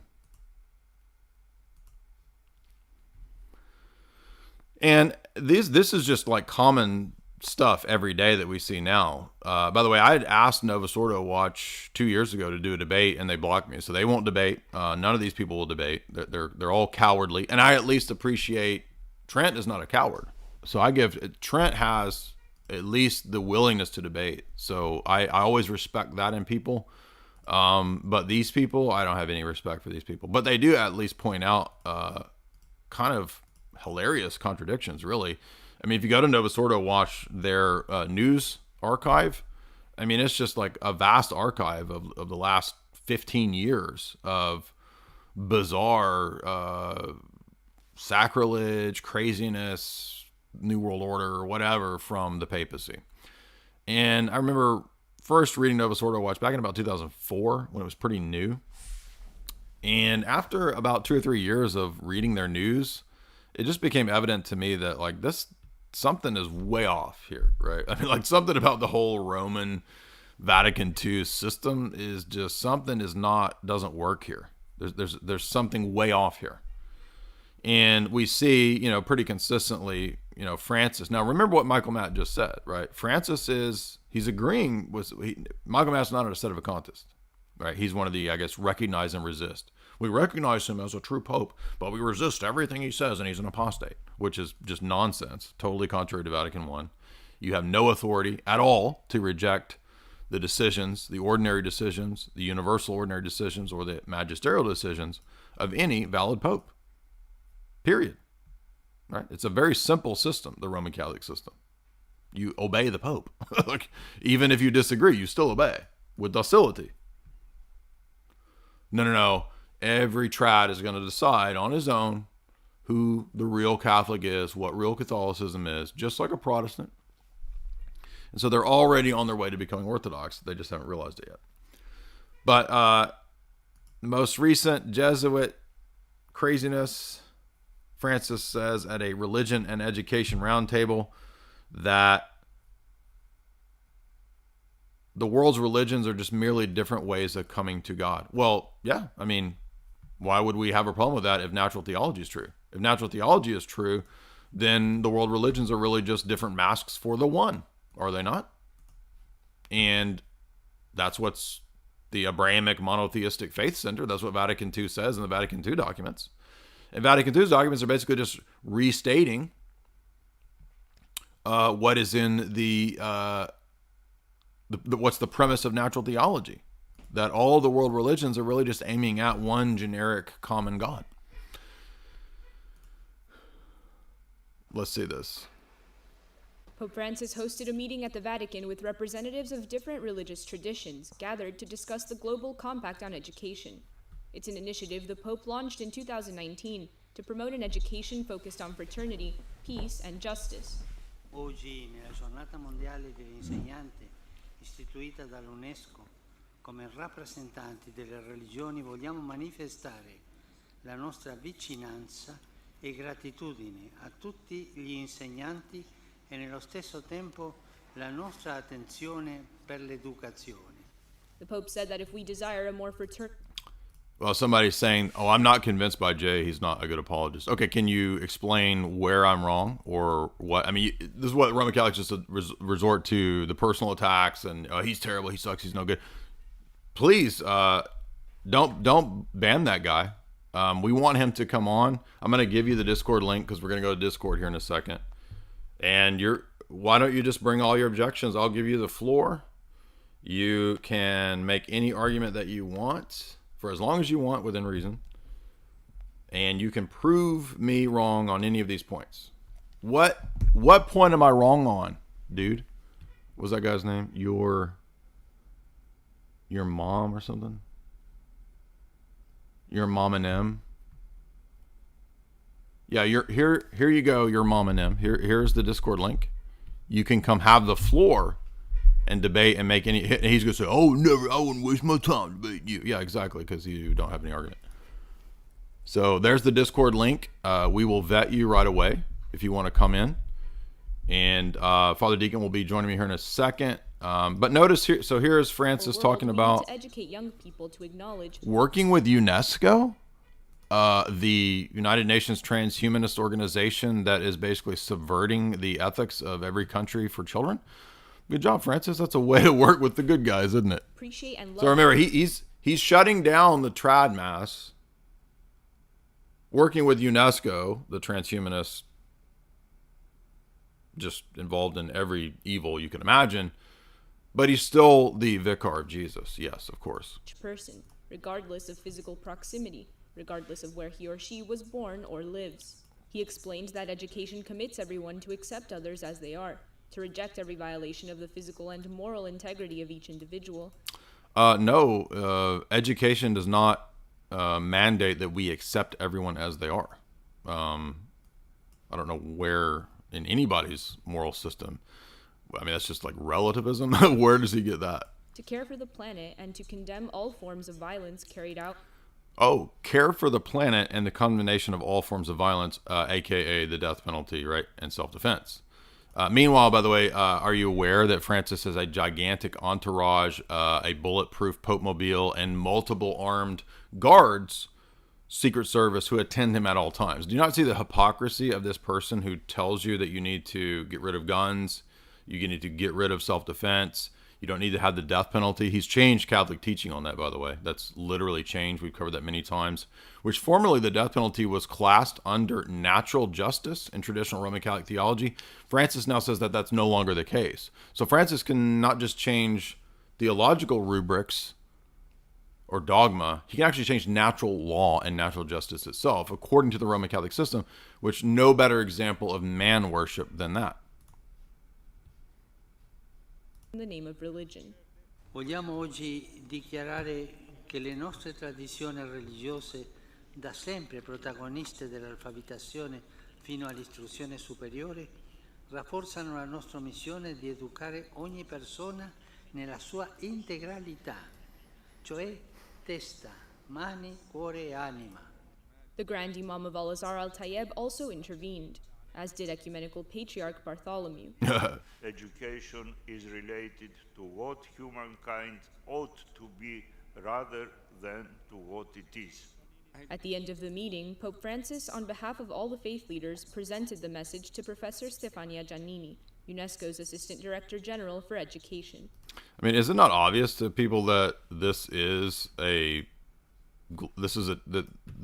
making of the religion into a tool of the deep state?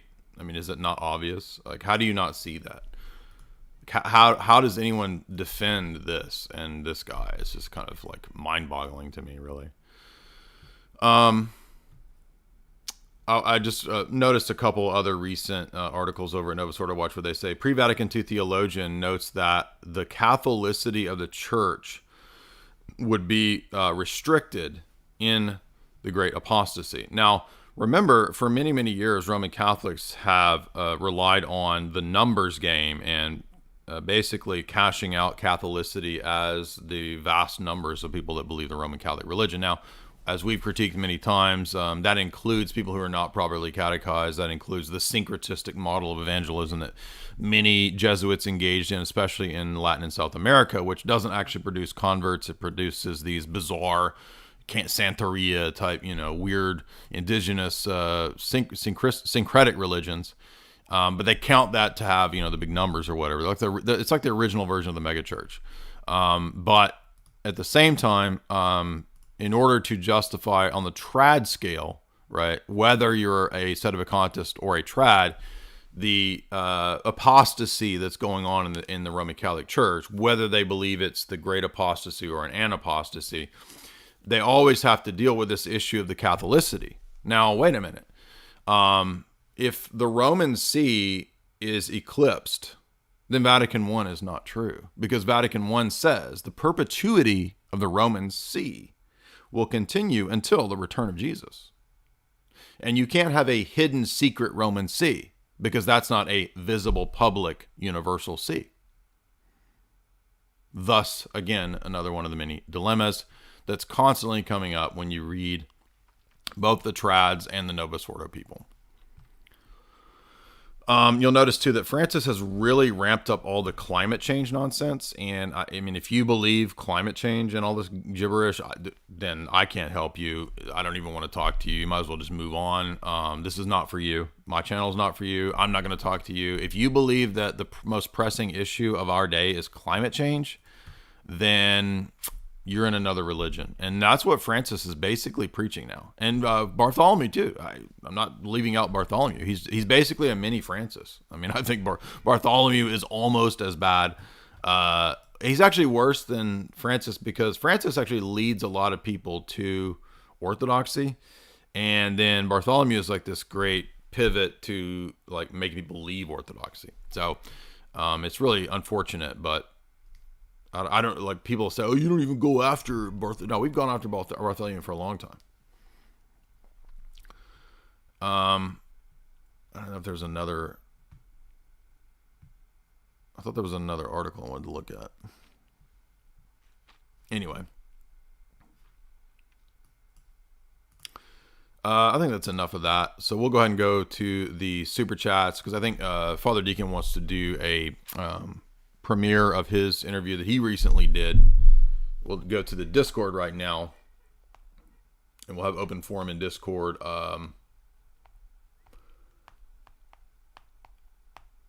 Over in the general, and he said 7. I bet he may have meant 7 o'clock for his live stream. His time, but I always forget people are on different timelines, not different time zones, literally different timelines. So actually Father Deacon's in literally a different timeline from me, so it's weird because we have to coordinate across timelines, plus all of like the Mandela effect stuff going on. I'm just joking, by the way. Okay, so if you're on Discord, if you want to come on the stream for a little while and ask your questions, if you want to debate, if you want to put me in my place, you want to show me how I'm crazy and how evil I am and just demolish me, you can have the floor. We always give the opponents the floor. You can't have the floor for 2 hours. So within reason, you can have the floor to make whatever arguments you want. I'm going to share again right now in the Discord.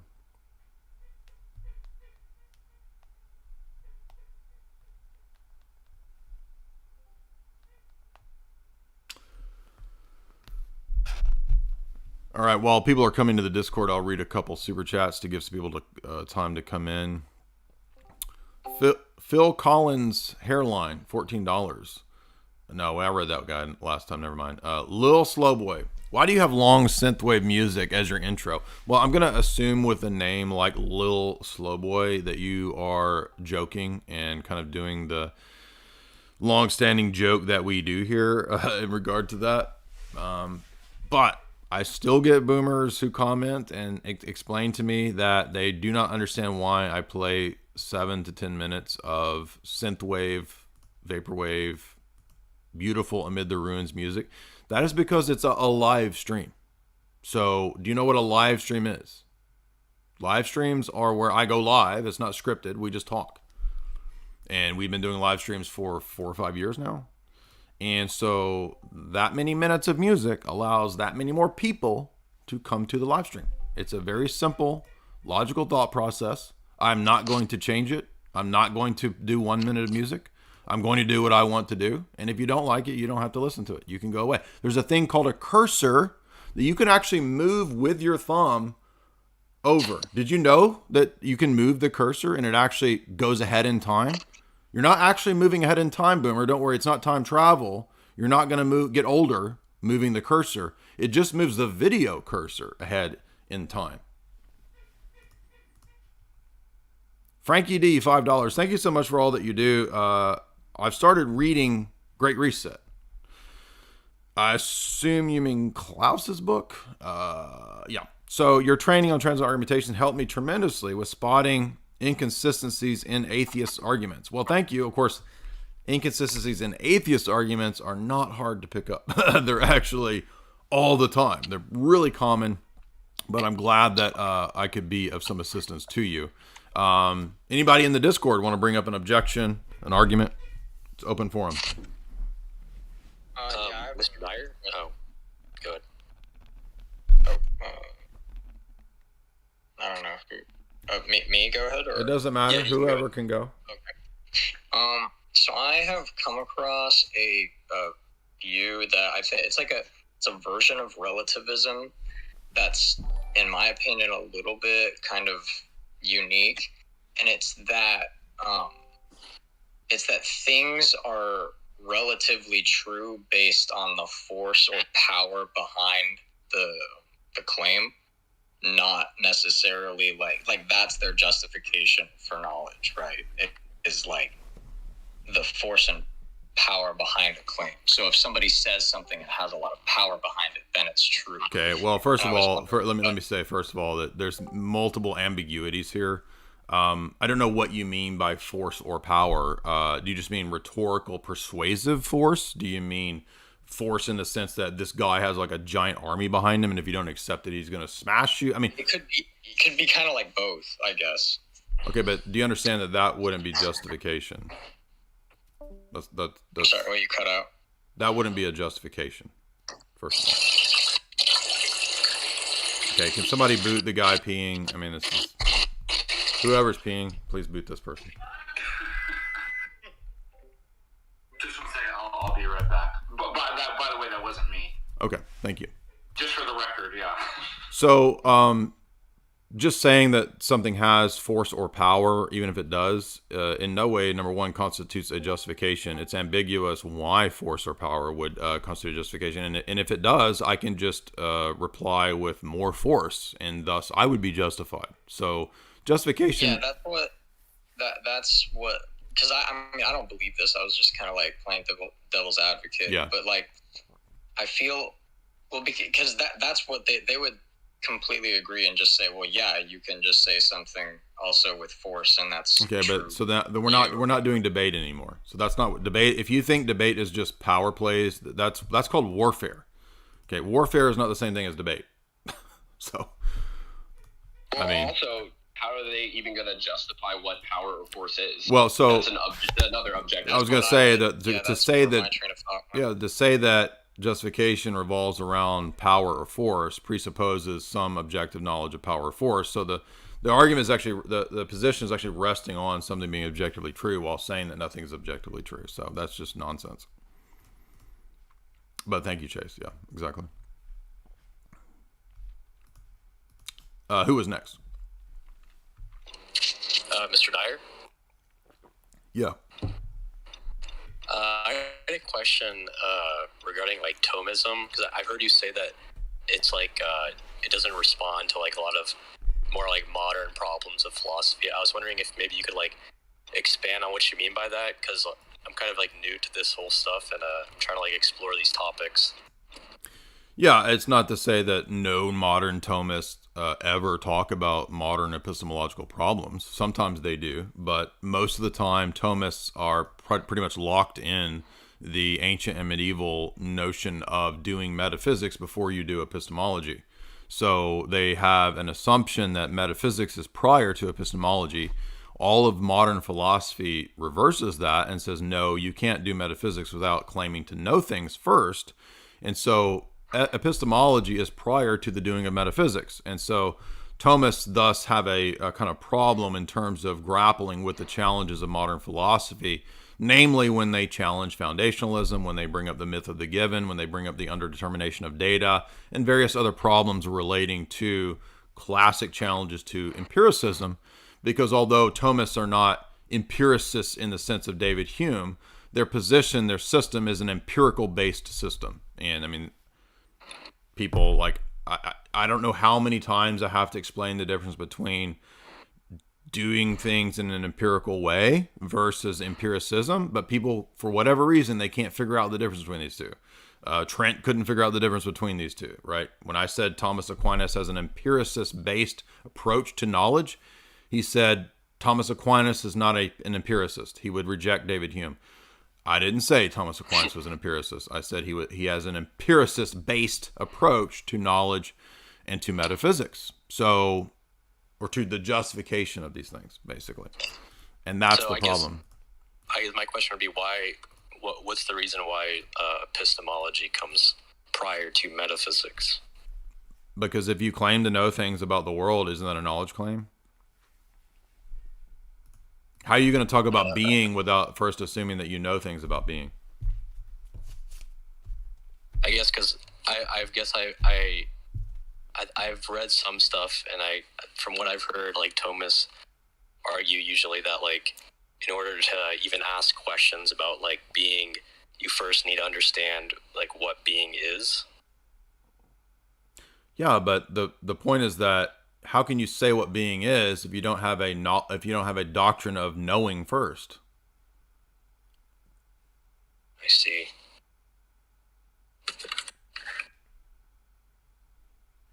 Do you know what the peripatetic axiom is? Sorry? Do you know what the peripatetic axiom is? No, I don't. Okay, so this is from Aristotle, and it's basically the predominant view of the ancient and medieval world, that there's nothing in the intellect that is not first in the senses. And so this is why Aquinas adopts a more or less a tabula rasa view of man.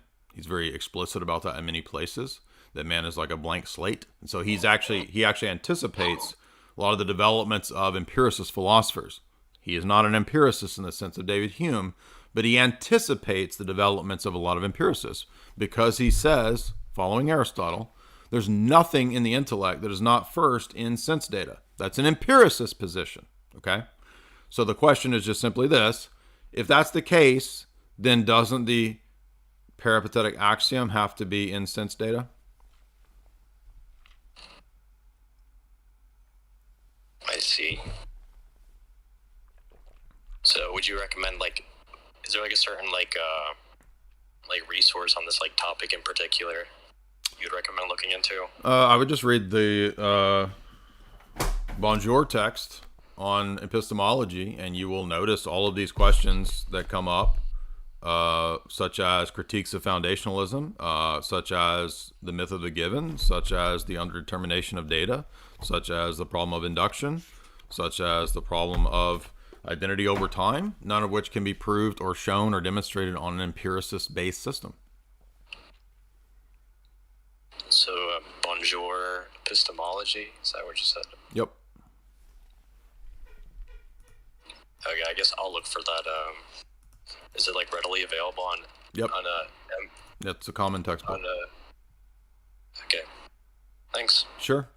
Unknown Genome, $12.34. Given the state of the CLOWN world, why do you even bother to enjoy new books or movies these days, or do you stick to the classics? Yeah, I don't really enjoy most certainly don't enjoy new books. I don't remember the last time I read a new book. I think you can see what kind of books I'm into. When it comes to fiction, I like classics. I like Flannery O'Connor. I like Edgar Allan Poe. I like some of the classic sci-fi stuff. I like classics. Yeah, I like Dostoevsky. I don't like anything typically, quote, new. I'm sure there are some. You could find some new fiction out there, but I'm not really aware of it. I think the last new fiction book I read was Justin Cronin's book, The Passage, which is just a fun kind of zombie apocalypse type movie, or a book, which they made into a show. Green Feathers, $10. Thanks for another great topic, sir. Yeah, I really wanted to explore a little more the geopolitical causes of atheism, because we always talk about it from the vantage point of being a spiritual problem. Yes, absolutely. That's ultimately what it is. But it's way neglected to look at atheism as a tool of social engineering and geopolitics, of power blocks, etc., and it is. So I really wanted to explore that angle and tie it into how it's really no different than NGOs, think tanks, foundations, private entities using the church and turning the church into an NGO. And when you start to understand that, you'll understand a huge portion of the problem of the church in the modern world, which most people, even in the church, 99.9% of people in churches, they have no idea about this. They can't grasp it. They're never going to understand it. But hey, that's what I'm here to do, is explain these kinds of concepts to people. Who's in the Discord next?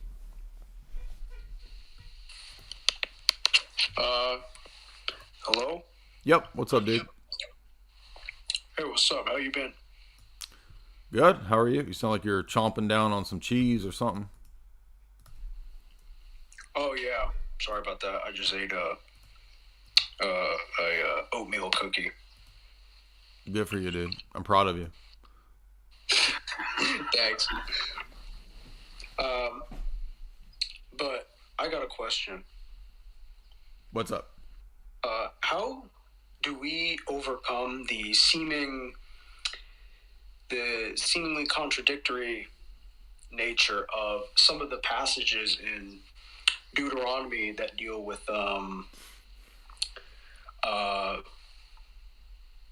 I'm blanking. Oh, that's it. Adultery, and in the New Testament, because in the Old Testament it says, and this is a more like common apologetic stance, I guess, against the New Testament, but it says, so Jesus, I mean, we all know about Jesus. Okay, I know where you're going. Yeah, taking I know where it you're to going. adultery, right? Yeah, so multiple things to be said here. First, I don't believe there is a contradiction. And the reason I don't is because, number one, remember in our theology... I didn't say there was. I know. It seems like it. I know you're not saying there is. I'm just explaining my position. Okay, so remember that in our theology, it's Jesus that gave the law, right? So number one, we don't want to say that Jesus contradicts himself, right? So it's not like he, was mean in the Old Testament and now he's nice or something like this, which is what a lot of people think. So a lot of the civil penalties in the Old Testament, like that required the stoning and all that, now the significance of those things for us now are you're banned from the table. So if you've committed sins that you haven't gone to confession before in terms of going to the liturgy, you're spiritually stoned, right, in the sense that you don't partake of the Eucharist, which corresponds to the way that the Jewish individual would not be able to participate in the ceremonies in the Mosaic law. They would be ceremonially unclean, ritually unclean, and morally unclean, even in the Old Testament. So they would have to make amends in the Old Testament sacramental ways in order to be restored to ritual purity. The corollary to that in the New Testament is confession, repentance, and so forth, and returning to the Eucharistic table. So that also doesn't exclude the civil state in the church era also perhaps having penalties. So even in the New Testament, church era, the last 2,000 years, many civil states have had, different kinds of penalties for these things, even sins like adultery and so forth. So this is not a changing of the law. If you look at what's happening in the book of John, number one, the Pharisees' motivation was to trip Jesus up. So actually they didn't follow proper procedure, which was to have 2 and 3 witnesses. All they did was bring a woman caught in adultery to try to make Jesus look bad. And on top of that, Jesus is the ultimate judge. And as judge and as God, he actually has the authority to remit sins, which he does many times in the Gospels. He actually remits sins. So Jesus can remit the sins and remit the punishments and penalties, which he does many times, many cases. And so therefore there's nothing inconsistent with what happens with the woman caught in adultery with the Old Testament. Thanks. It's relevant because it's very common that, people who they haven't spent a lot of time researching Christianity or whatever, they it's a Reddit kind of argument. Marcionite view. Right, it's a Reddit type of argument, yeah. Yeah. And even it comes up in Islamic apologetics and stuff. Right. Yeah. But yeah, it's a great question. I'm glad you brought it up because I don't know if we actually Maybe we may have addressed that maybe 2 years ago, but it's good you brought it up because it does come up a lot. Frankie D, $5. The more I learn about this world, the more I feel like we live in a manufactured world. Well, in many ways it's manufactured, but remember not to go to any extremes. I mean, we wouldn't conclude that because there are social engineers that, I guess everything is an illusion, so we live in a simulation, bro. Right? I mean, that would be like the extreme. But yes, in many ways, the world is manipulated, sure.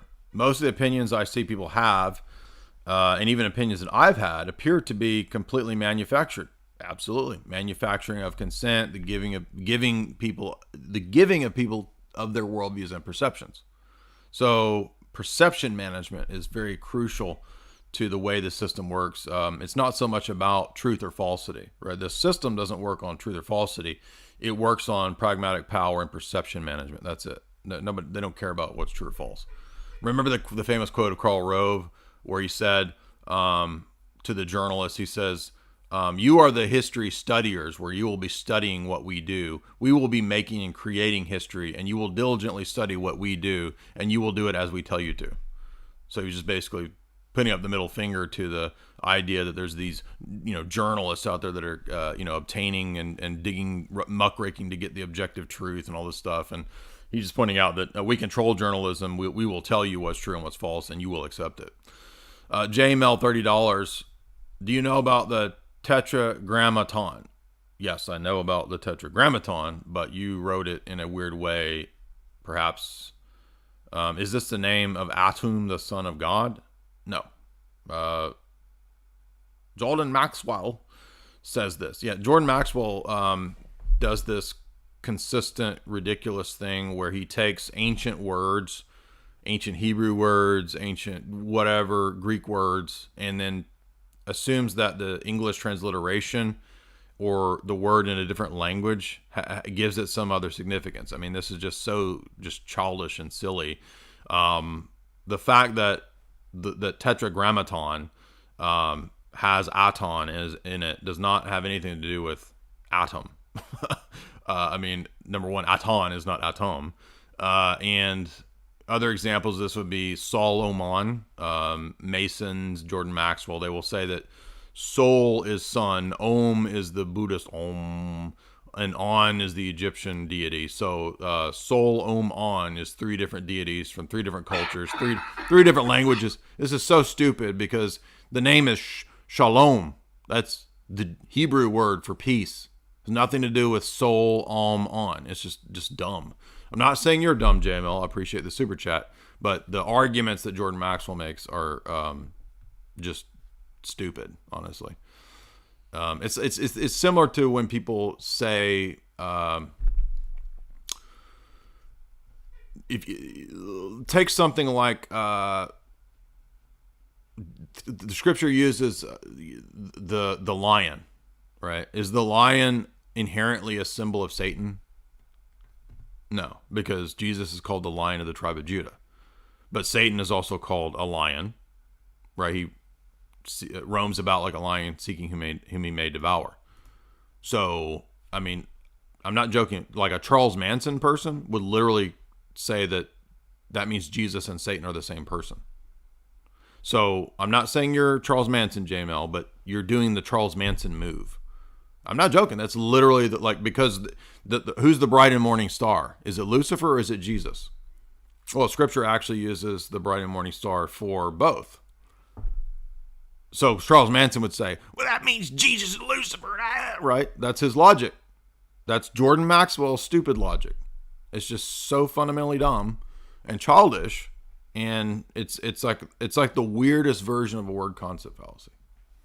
So words have context that give them meanings. Words don't just have one meaning. You go look up in the dictionary. Oh, it means that because it says that. And it says that because it means that. Different words have different meanings in different contexts. And I'm not saying you're dumb, but I don't know, so many heretics, so many foolish, ignorant people cannot understand this. They think that you just look up a word and it always means that. Or if you see a symbol, it always means that. Look at that sun disk. There's a sun disk around the icons. It's the pagan worship of the sun. How many fundamentalist preachers, in a real sense of like Protestant fundamentalists, they think icons are like, I don't know what, Hindu pictures, it's demon worship, it's Apollo worship. They say that it's the halo of Apollo is what the Baptists say. Okay, do you understand that a halo can mean different things in different contexts? Do you understand that there's Gnostic groups that use a cross? Does that mean the cross is a Gnostic thing? It's the context determines and gives meanings to symbols. Symbols don't just mean things in all cases, self-evidently. Anybody else? Father Deacon, anybody want to say anything? I don't want to...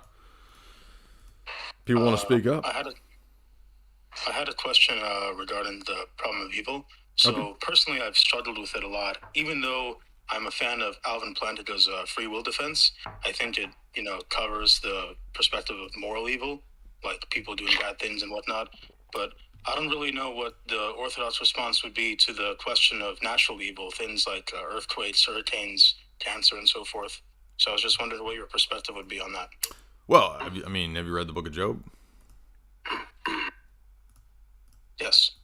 So the answer of the book of Job is that basically God is not under any moral obligation to tell us why he permits those things because, number one, we're finite and we couldn't even understand it. If we can't understand all of these other simpler natural processes, then how are we going to understand a cosmic scope of something that even the angels don't understand? So there's a difference between the obligation of God having to tell us why and the justification for good and evil. So Christianity offers an account of reality that gives an explanation for good and evil. It does not offer, nor can any worldview offer or give, a justification and account for every instance of good and evil. I see. Thank you. I mean, anybody else can. I mean, Hey, Yeah, I got a question. yeah, go ahead.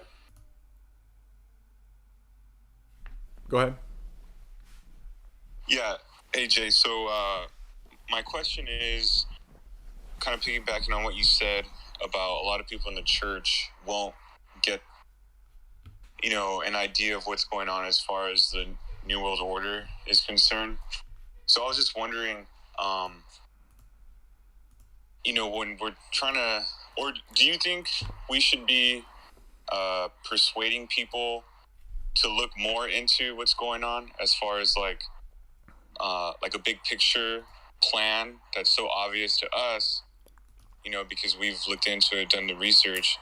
But for a lot of people in the church, they kind of just see it as, well, the Bible talks about sin is going to be rampant and there's evil in the world. So why do I have to look into it more than that? They don't see how it's relevant to them, I guess. So Well, they're gonna do you see, think we should they're be gonna. doing that? I mean, did not everybody see how it was relevant in the last 2 years? So, I mean, I've heard people been telling me this for 20 years. Why is this relevant to me? Why does it matter to me? Well, I mean, have you has it not come into your daily life in the last 2 years for everybody now? Literally everybody in the world has dealt with this now in their personal lives. I guarantee you. I mean, unless you're a hermit somewhere or in a monastery, you're dealing with this. But even the people in monasteries are dealing with it. They had controversies in the Russian monasteries over stabbies and this kind of stuff. So I would say that I'll let Father Deacon answer in a minute, but there's not a simple answer to this question because it really depends on who we're talking to. If you're dealing with people that are hard-headed and don't care and don't want to talk about it, don't waste your time. Move on to other people. It's that simple. It depends on who we're talking to. That's what I would say. And, you can gauge that based on your experience. Are you talking to family members who, get mad when you talk about it? Don't waste your time. Don't try to argue your family members into these positions. It's never going to work. Is it coworkers? Maybe you can, plant a seed. Maybe you can get through to them. It just depends on who you are and who you're talking to. Yeah, because it just seems like people are satisfied with just reacting to everything and not really trying to connect the dots. Right. It's kind of a strange thing that happens. But thank you, though, for answering my question. Yeah, well, I mean, we're all dealing with that. I mean, at different levels. And, as they do the new LOCKDOWN, as there's the new OMICRON moronic variant, which we all knew was coming. Everybody's going to deal. I mean, I don't know how many times we have to keep being right, but I mean, again, we're all going to feel this pain. It's coming. So they can stay in delusion and denial until they just fall over from, heart ATTACKS, if that's their choice. But I mean, you can't force these people not to be delusional to the point of, well, what did we just see in the document? The document said that they had studied how the draft is able to condition women to hand their children over to human sacrifice. The document says that the draft is a social engineering mechanism to convince women and fathers to give up their children for human sacrifice. That's what it says. So you can take issue, get mad at me all the day long for saying this. This is what the white papers say. So you're really just taking issue with truth.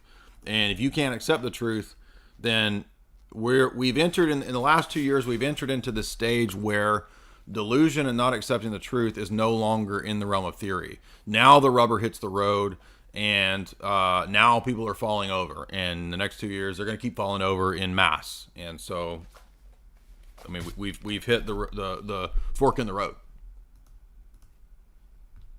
Right. Yeah, I mean, you would just think that people who had the knowledge of God and His Word, they would be able to discern what's going on, but even the elect will be deceived. Yeah, I mean, Scripture says even the elect in the church can be deceived. So, right. All right. Well, thanks. Appreciate it.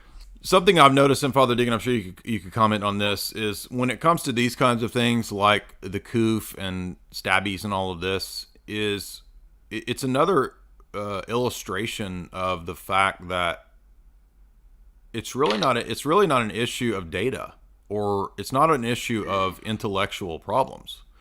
It's an issue of human beings will interpret the data the way that they want to, unless they repent, unless they have virtue, because it takes virtue to love the truth, right? Otherwise, humans are going to skew the evidence into the way that they want to read it. Does that make sense? Yeah, well, it's another example of the myth of neutrality. There you go, exactly. I would just look at the evidence, and I don't see your case. It's like everybody's doing that. And so people don't take this kind of introspection of, well, why do I see it differently? Am I thinking about things incorrectly? Have I bought into certain kinds of presuppositions that are coloring my... And we've seen, haven't we, Jay, that especially people who are in compromised positions, that, for example, I want something.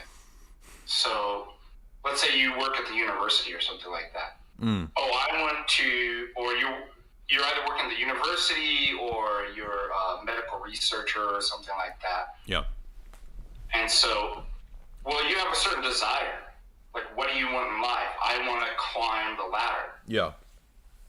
And so, is it possible that could affect or even corrupt the way that you see evidence and reason through things? Of course. I mean, it'd be naive not to think it would. I mean, in fact, the white paper that I covered in the first hour even mentions that. It says that when people opt into the military, as an example, the psychological tendency then will be from then on to double down, even if they have doubts about any this or that military campaign. They've already fought for the system. They've already sacrificed for the system. They're already joined to the military ventures, and it's all the more less likely that they will question any future military venture.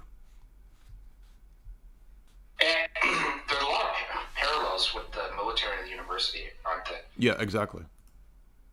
That it's this conformity of thought.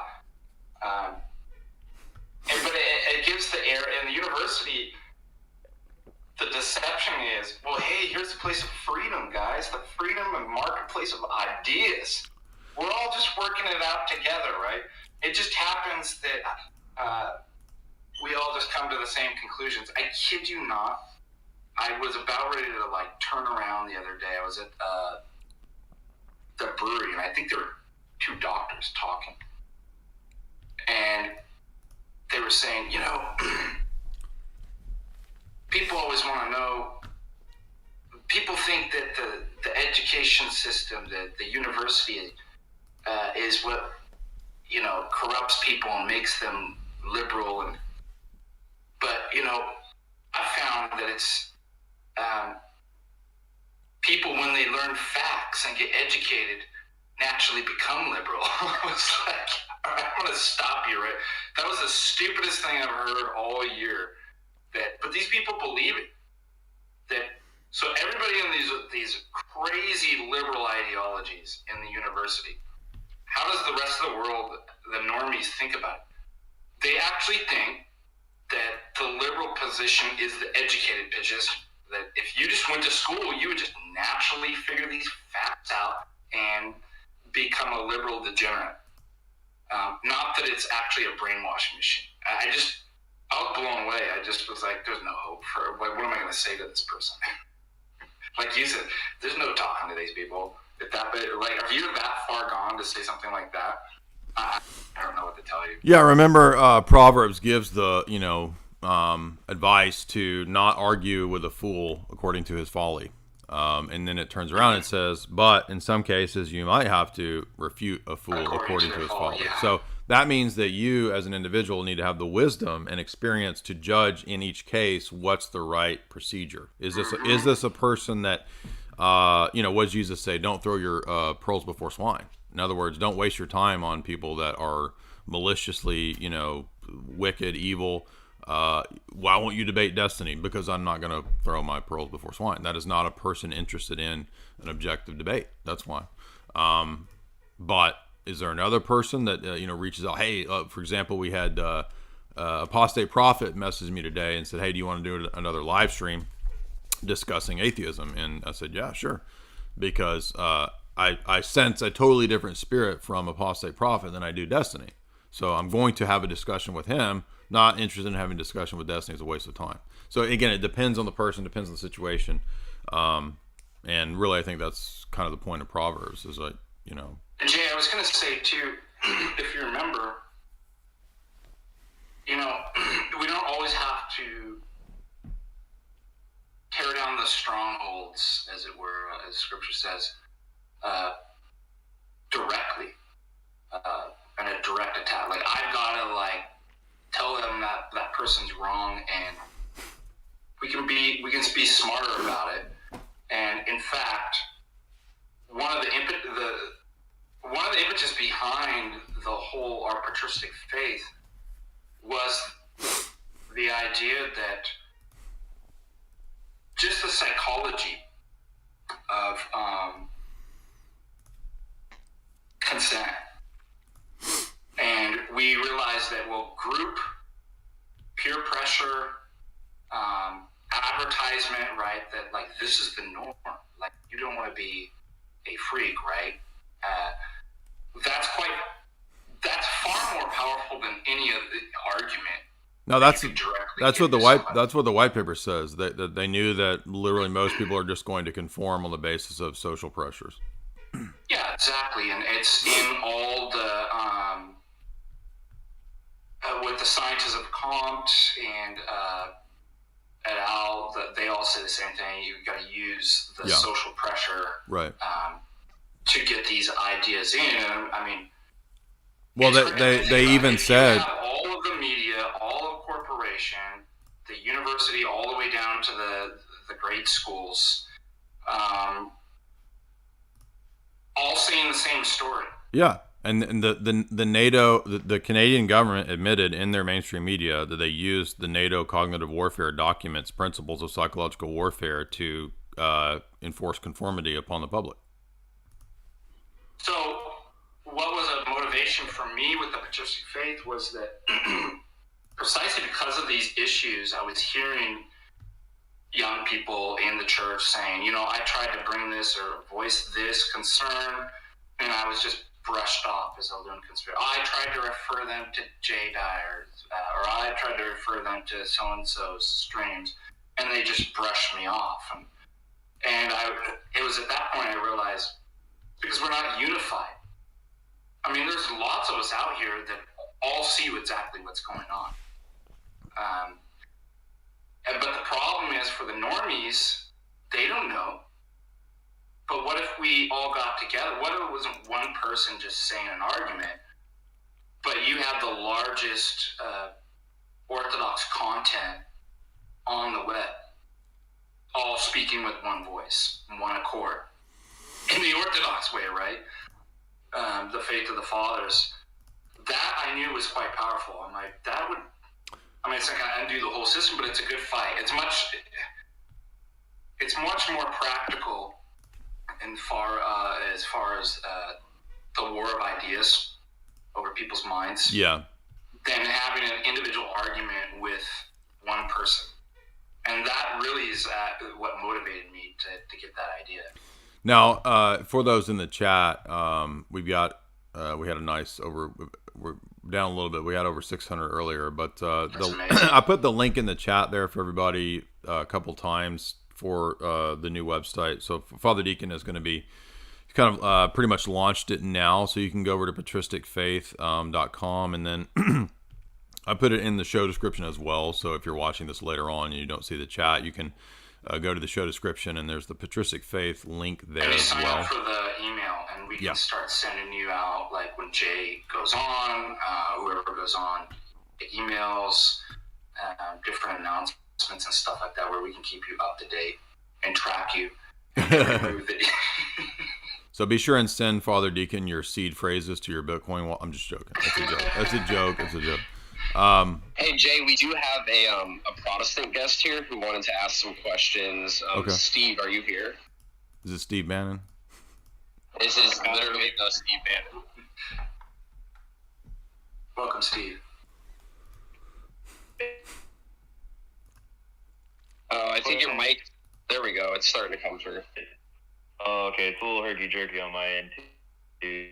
Steve is in the ether. So I just want to... oh, sorry. So I was... Maybe... comment on basically a guy that starts at the front of the book and from I guess, Hebrew... maybe Steve, maybe do you want to type your question? You're cutting out, bro. Do you want to maybe type it? Because you're roboting and coming in and out. Crap. It's okay. It's just okay. Let me figure that out. Just go to the VC General and then type the question if you want to, or you can try to leave the room and come back in the room, and sometimes that gives a better connection. Or switch to Wi-Fi if you're not on it, or switch Wi-Fi off. Or speak to me, or speak to me telepathically through the ether or through the Neuralink wireless connection that I just had Elon put in my head. But I can also receive signals from the ether directly, so we can try either way, really.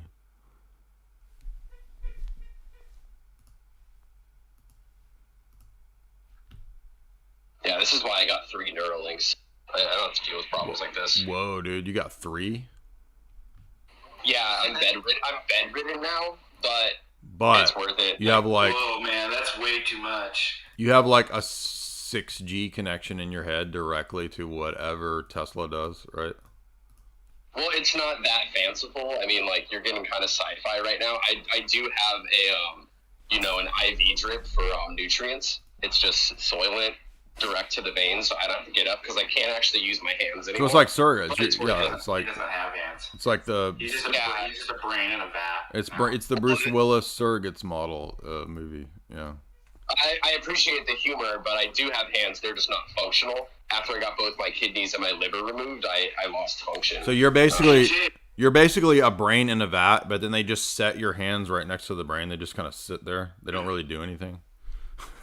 Yeah, exactly. Yeah. Dude, you and I should do like a mystery science 3000 with the Steve Martin, the man with two brains. That's a good flick. I haven't seen that in forever. I do remember that. I liked it when I was a kid. I haven't seen that in forever. Well, I pulled it up the other day in class because we were doing Daniel Dennett's Philosophy Mind article, Where Am I? Mm-hmm. And people didn't know what a vat was, the brain of the bat. I was like, well, here's the. I just pulled up the movie. I'm It's like, just well, a so dang like jug, Steve dude. Martin, You don't know what a vat like is? Steve who? It's just a jug. They don't know who Steve Martin was? Dang. No, it's really sad. They didn't know what a vat was or a brain in a vat? They didn't know what a brain. 3 things that they didn't know: A brain? a brain, a vat, And Steve Martin. Okay. So, yeah, might as well just give up. I mean, the whole Zoomer generation is just doomed. I quit. I'm done. Just quit. Yeah. You've been teaching these kids for like a year, and they don't know what a brain and a vat is. I'm just joking. Yes, sir. Go ahead. They're like, why come a brain in a vat? I have a brief question. Yeah, go ahead. Protestant, if you would, wouldn't mind. You don't have to ask permission, dude. Just ask it. Yeah, so I'm coming from a Lutheran background, and I'm just wondering, I'm interested in Orthodoxy. How does one go about vetting Orthodox churches in their area? Father Deacon, would you like to answer that? From a Lutheran background too. Now, I'm assuming that you're Missouri Synod and you're not ELCA. Otherwise, we can't have any further conversation. I'm kidding. So you want to check out some parishes? Have you been? Yeah, basically, I've looked into Orthodox churches in my area, and so I'm just curious, how does one maybe choose? Are there questions that I should ask the church father, or how to go about that? You could ask them. Jay and I have a series of questions. Can I be a Mason? Can I be a Freemason and be Orthodox? You could ask particular moral issues. Do you, does your parish condone or accept, plug-in Skittles. Skittles, your favorite immoral, whatever. Typically, if there were a liberal priest or something like that, or parish you, they might not even answer that directly, but you can tell. They'll dance around it. Are you based or non-based? Ask them that. Yeah, just ask them. Yeah. You could ask some stuff about the stabbies and stuff like that, but I'd say for the most part, I would go and just experience different parishes. Yeah. The best way to do it is to try. You don't have to even talk to approach the priest that way. Just getting to know the people, you'll get a pretty good idea of like what that parish is like and what the priest is like. Yeah, and try all the ones in the vicinity around you to find the best. Mm-hmm. And you'll find a good fit. I really like these people. I like the priest. When you get to know the people better, you can ask for particular questions like that. But there's no rush, because you would just be an inquirer, then you would become a catechumenant. So it's not like something like I have to find that this is the right place with all the checks, marked off. And I want to remind. Take your time. No, I think we have a couple more Protestant questions coming in. I want to remind everybody we got a couple more super chats too. Let me read those. Remember, guys, that we are at war with Big Soy. Big Soy is one of our key enemies in this fight. Big Soy is invading your food. It's invading your drinks. It is invading your everywhere. Everything is becoming Big Soyified. And one of the best ways to fight Big Soy is with this promo code that I think will still work. So if you want to get a good discount on Chalk.com. You guys know I'm a big fan of Chalk.com. It's our official sponsor, one of the official sponsors, and we love the She Legit for mental clarity. That's guys and girls can enjoy the She Legit. If you're wanting to enhance that mineral lack that you probably had, our soil is actually minerally deficient. A lot of the foods are minerally deficient. Then you want to try the Daily. If you're looking for energy, I recommend the Action 2.0, and that's also guy or girl related. I already actually emptied out my Tomcat, so the Tomcat is empty. I'll have to go get another one. But if you're looking for a testosterone booster that's natural, proven, multiple peer-reviewed studies to show that it actually is testosterone boosting, then get the Tomcat. That is 100% rainforest sourced long jack.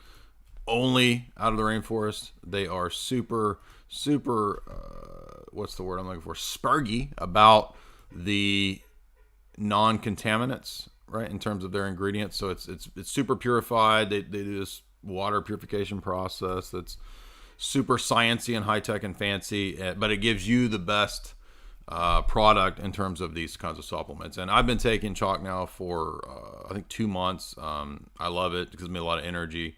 A lot of boosting going on here, and I highly recommend it, especially for if you want to fight big soy. That's one of our key weapons in the arsenal, so to speak. So go to chalk.com right now. The link is in the show description, and if you want 65% off, do that J65. Now, our boy over there, he didn't say not to do it again, so.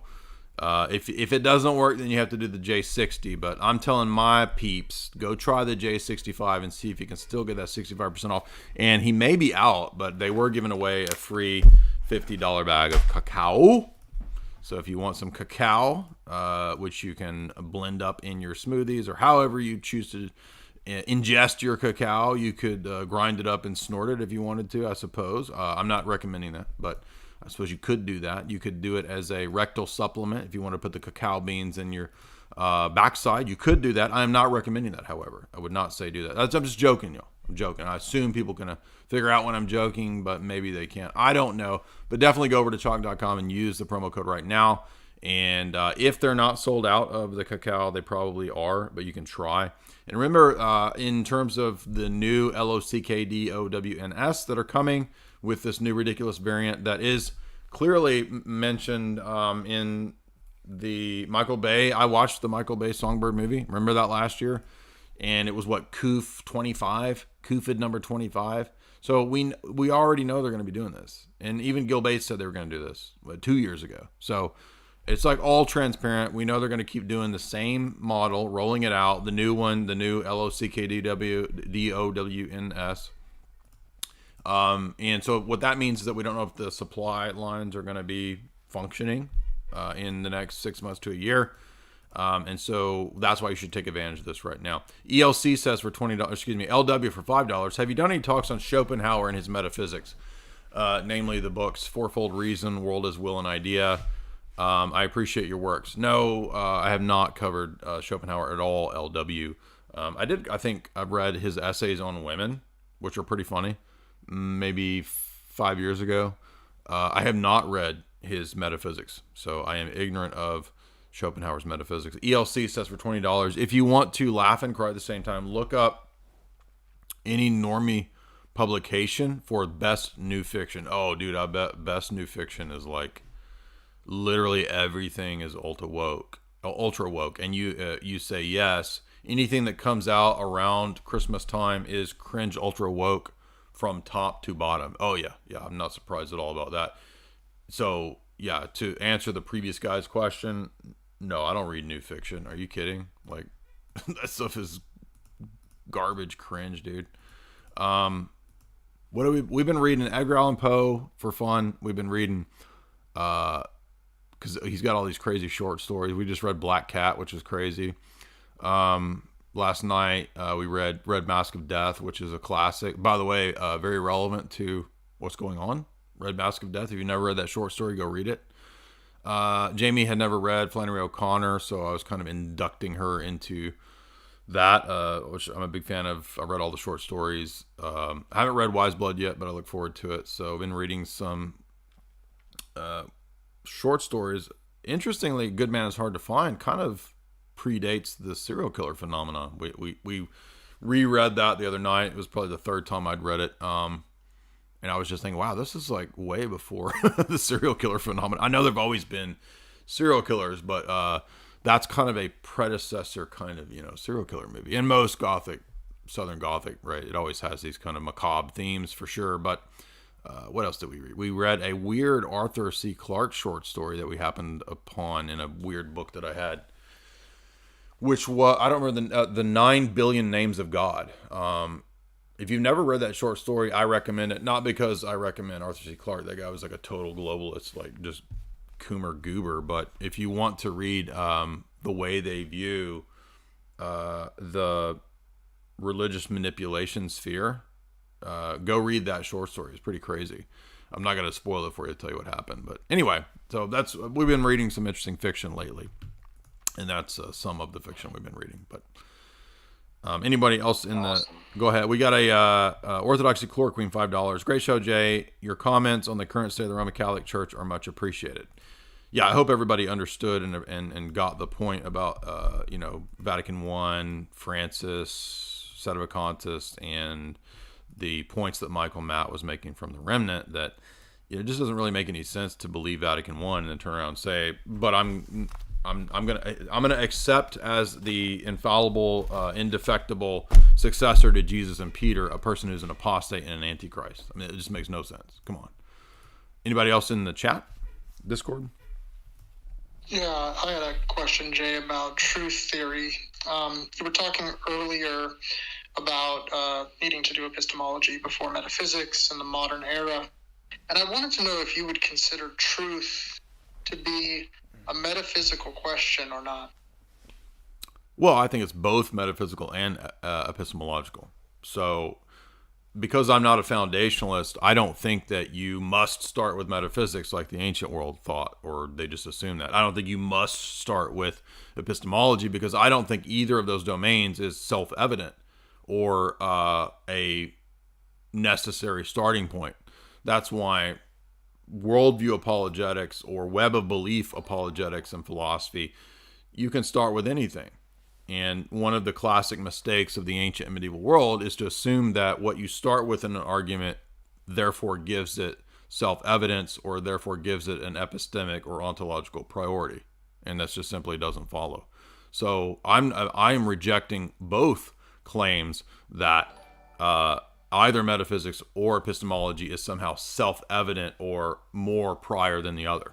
It doesn't matter, because if we're talking about the created domain, it's all under the domain of the created realm. So it doesn't matter whether I'm talking about universals, or whether I'm talking about objects in the external world, whether I'm talking about pencils. It's all created. It's all the same status of created stuff within the Christian paradigm. Does that make so there's nothing about it that's more self-evident because it's this object as opposed to that thing. It doesn't matter. It doesn't matter whether you're talking about numbers or the laws of logic or pencils. It literally doesn't matter. You pick anything that you want, and none of those things is prior, epistemically prior. Now, there might be some things that in a limited sense are epistemically prior in that they support or ground other things. For example, claims about the external world presuppose transcendental categories. But that doesn't mean transcendental categories are therefore self-evident. That would be another form of foundationalism or another form of neutrality. No, it's just that they ground something else. But from the ultimate grand perspective, they're just as theory-laden as anything else. Everything in the system is theory-laden. So it doesn't matter which thing you pick or start with. So you would hold to much more of a coherence theory of truth. Well, again, so one mistake that people make is that, for example, if I say something is a precondition for the possibility of knowledge, they assume that that means that it is therefore self-evident. No, that's not what we're saying. The fact that preconditions ground knowledge claims has nothing to do with them being self-evident. We're not saying that. The preconditions, transcendental categories, are just as theory-laden as anything else. If I start my argument from pencils, and I'm saying, look, a pencil is theory laden within my paradigm, and I'm going to argue from the pencil to the one of the many or whatever to argue for God, that doesn't make pencil self-evident or a classical foundationalist starting point. It doesn't matter what I start with, because it's always just giving an account for something in the created world. Universals, preconditions, they're also created things. It's just that they're a different type of created thing from physical objects like pencils. Does that make sense? Yeah. And I guess this is one of these kind of rejections of the dialectic ultimately, whereby you might be closer to a coherence theory of truth, so like something like the belief is true if and only if it's part of a coherent system of beliefs. But it sounds like you would want to expand further on that.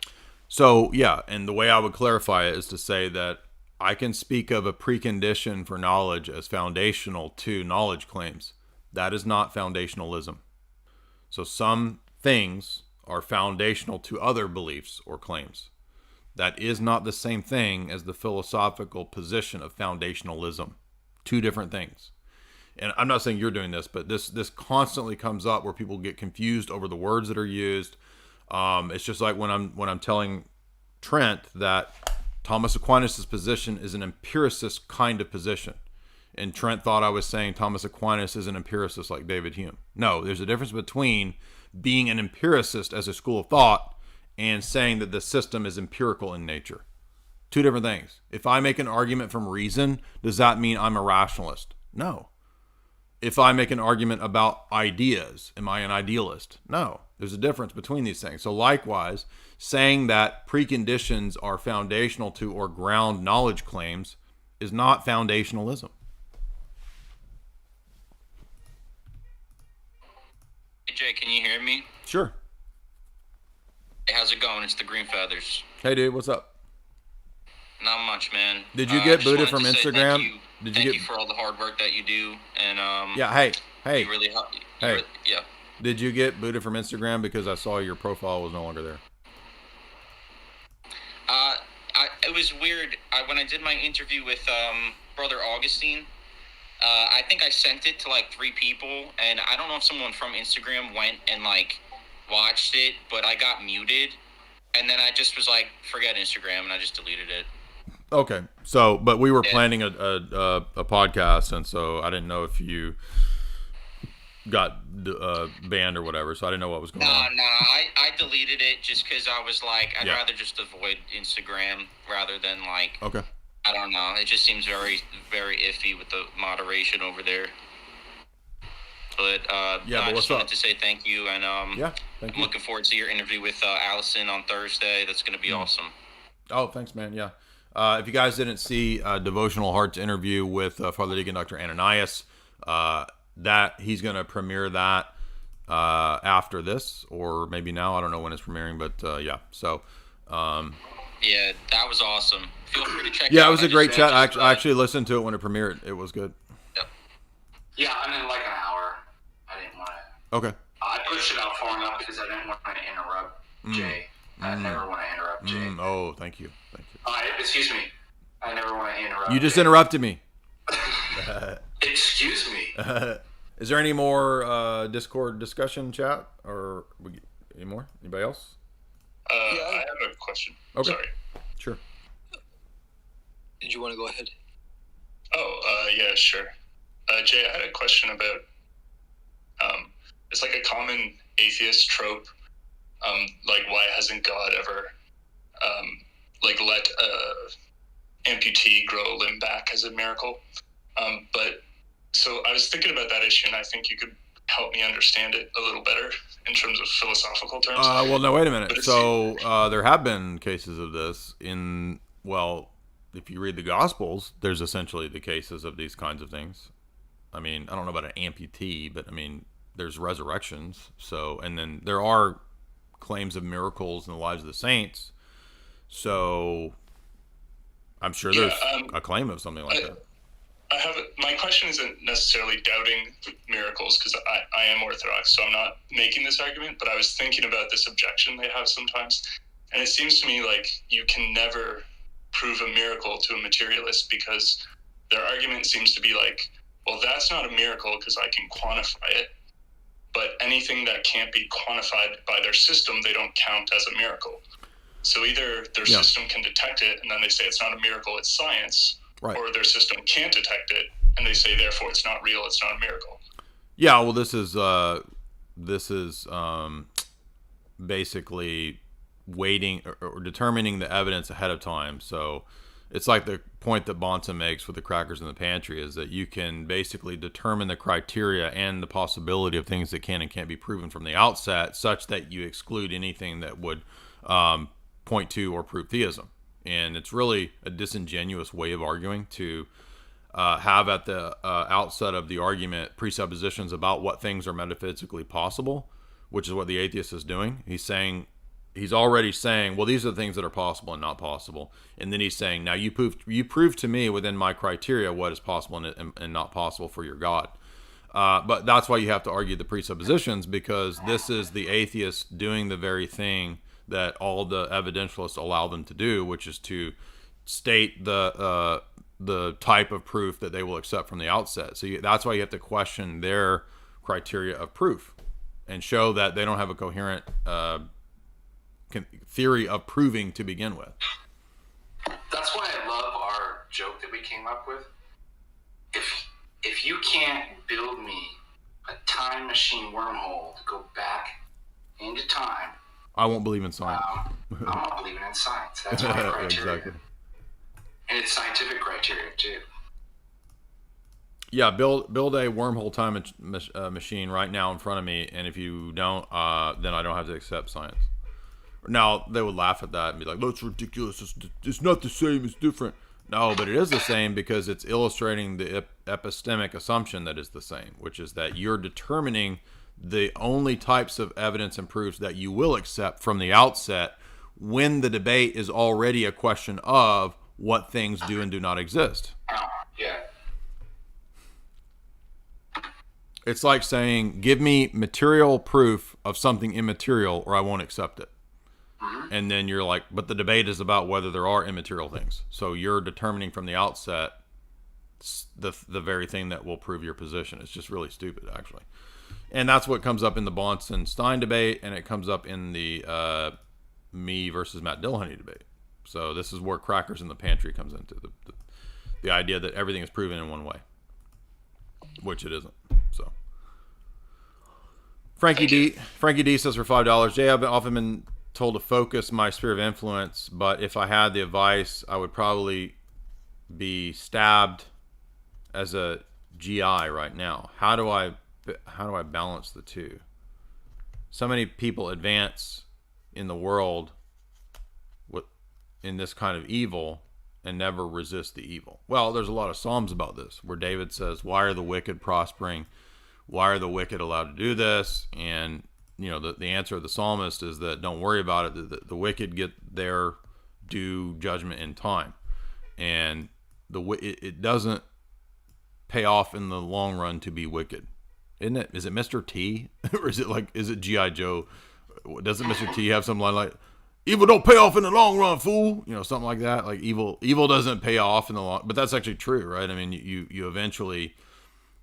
Be sure your sins will find you out, as Deuteronomy says. So eventually you do have to pay the piper, even if you're evil. You might get away with evil for the good old 80s. They literally, at the end of cartoons and movies, yeah, right. ended with like a moral message. Remember, kids. Evil doesn't pay. Yeah, exactly.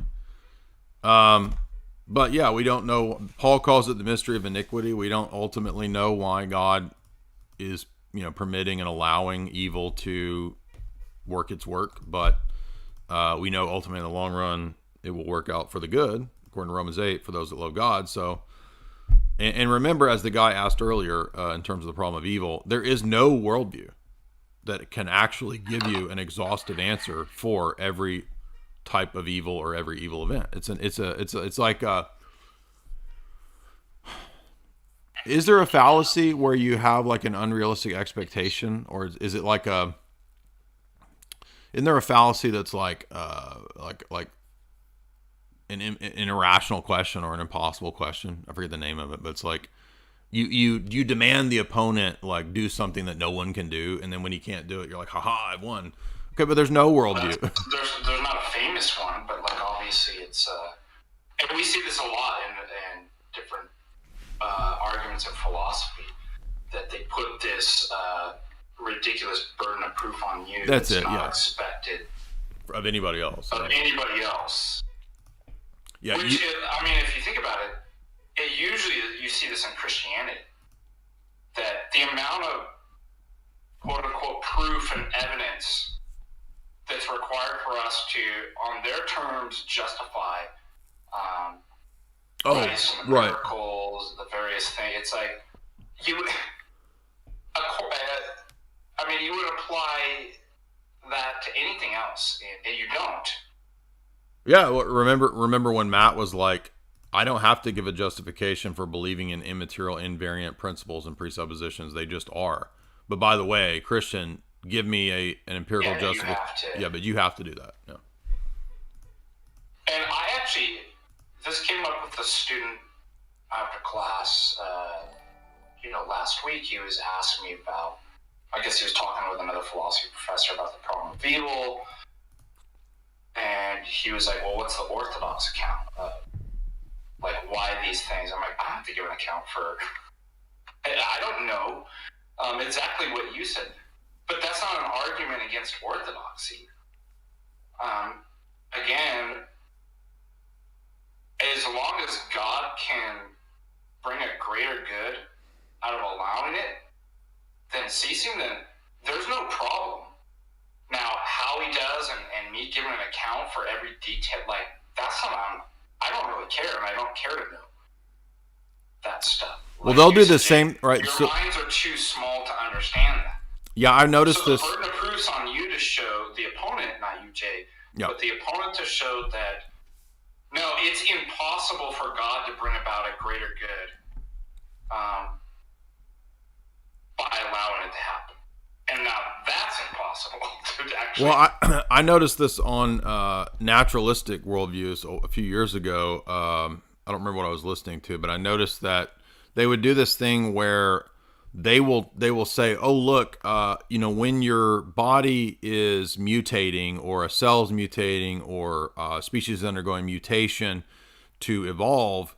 A lot of times the body or the cell or whatever system is in discussion will send these warning signs, like you might start getting a fever, you might start getting whatever, and that's Mother Nature, Darwin. The Darwinian process has instilled that in you to warn you that maybe you're doing something in your life that's unhealthy, or so basically they're appropriating the idea that the body has its own defense mechanisms and warning mechanisms to fend off a greater sickness or illness or death for the individual and for the species. So they were arguing this was instilled. So basically they had this it's all justified by the survival of the fittest way to explain the mechanism of illness in the body. Or do you understand what I'm saying? Like, why do we get ill? Why does an individual die from this weird illness? Or why do we get a fever before we get this? And it was all explained as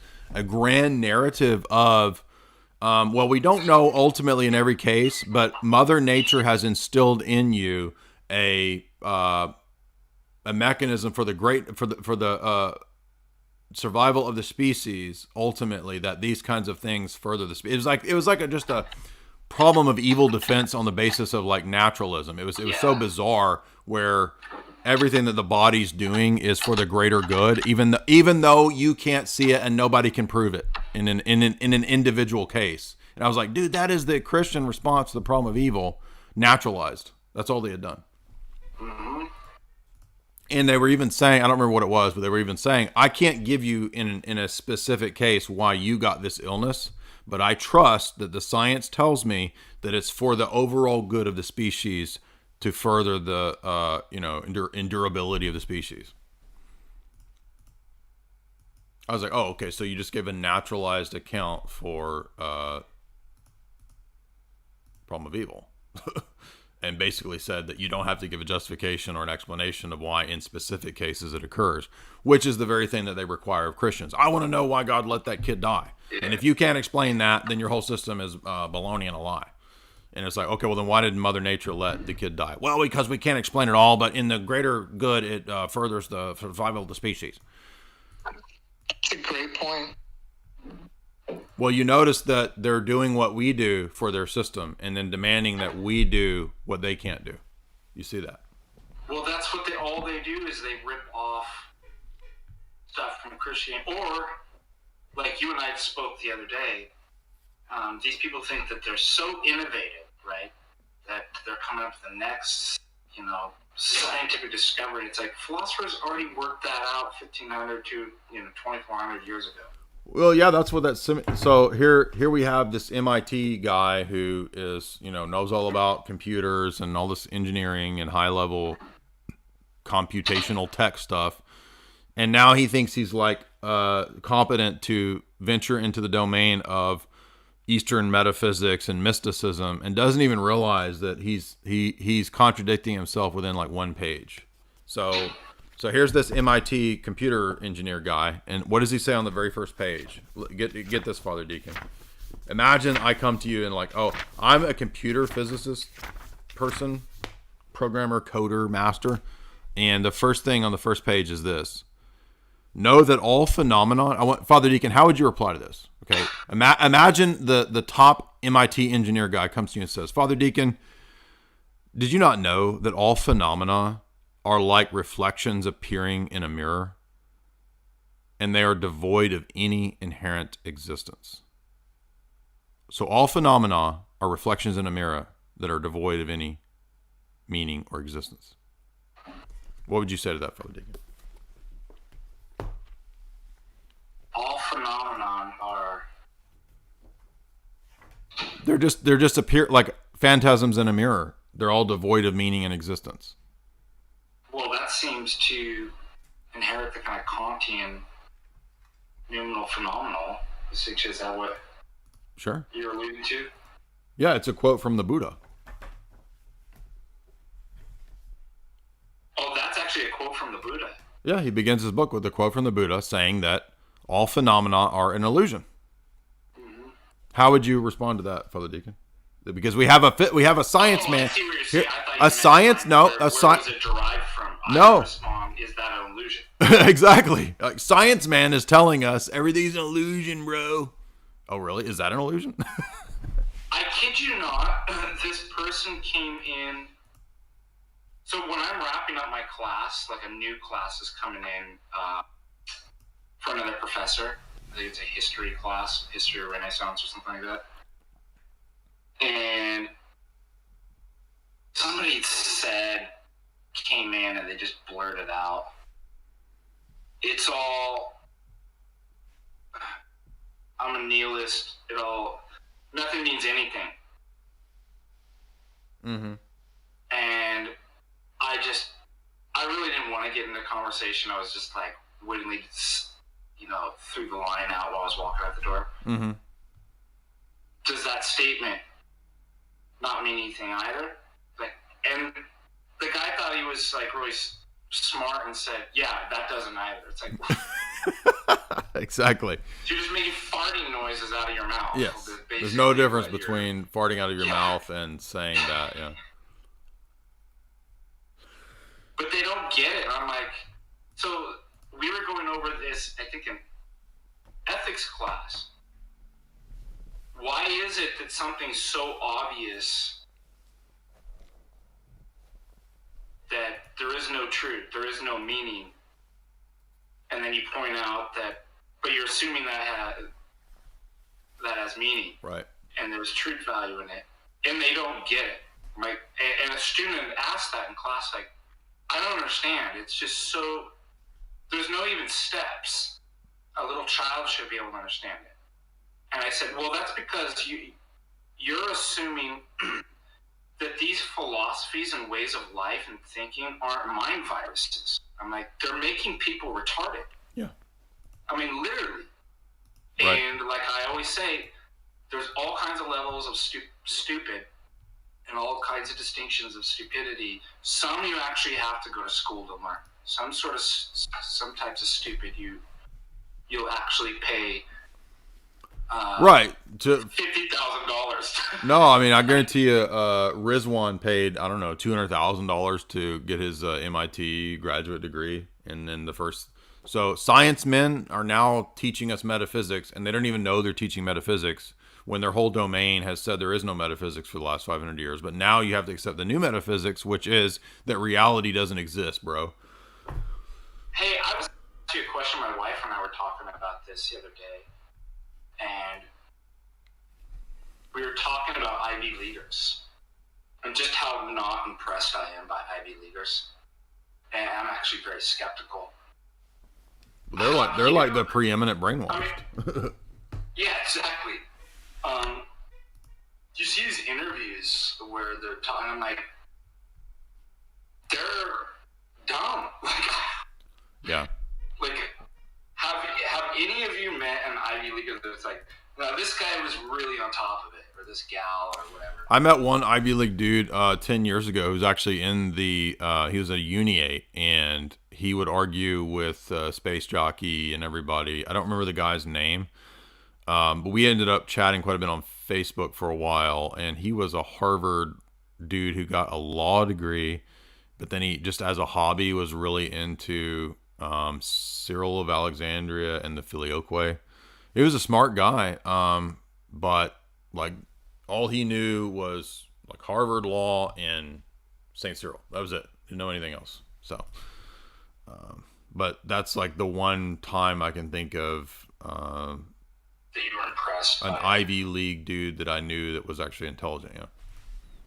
Yeah, it's amazing. I don't remember that guy's name. Sure. What is the best Orthodox way to rebuttal against like progressive Christianity and that whole just badness? Because like they reinterpret the scriptures in a way that even Protestants generally don't. So I've found that using the scriptures isn't really as effective. Well, I would just precept. That's where precept comes in. I was just going to say, you precept them. Precept their. Everybody takes like an evidentialist and grants their opponent everything. Oh, that they just can. We can all just go to the scriptures, and well, then everybody's doing their own exegesis. Everybody's doing their own exegesis on the history and stuff like that. So you want to dial it back, roll it back to the presuppositions. What on your standard actually makes something moral versus immoral? What's your criteria for that? Yeah. Is it society? Right. Yeah. It's you? Like. Yeah, go watch Father Deacon's thing he's about to premiere after this about relativism, and he will actually. Oh yeah, that's true. Yeah. So I'm gonna go ahead and close it up. We've been going for over 3 hours, so thank you everybody tonight. Be sure and go over to Patristic Faith and follow Patristic Faith. The link is in the show description. Be sure and subscribe to Jay's Analysis for the part 2s. I did just do the Metaverse part 2 a couple days ago, the Simulation Theory part 2. I will do the part 2 of the Silent Weapons document in the next day or two. And support us through the sponsor at chalk.com. Use the promo code J65 to get 65% off. And is that it? Yeah. You can. Oh, by the way, I did fix. A lot of people were asking about getting signed copies of the book. So one of the plugins was out of date, so you couldn't order the book on the website for a couple weeks, and I didn't realize that. But I fixed that, so you can order the signed copies of my books or Jamie's books or anything else in there as well in the shop again at the website. So avail yourselves of that.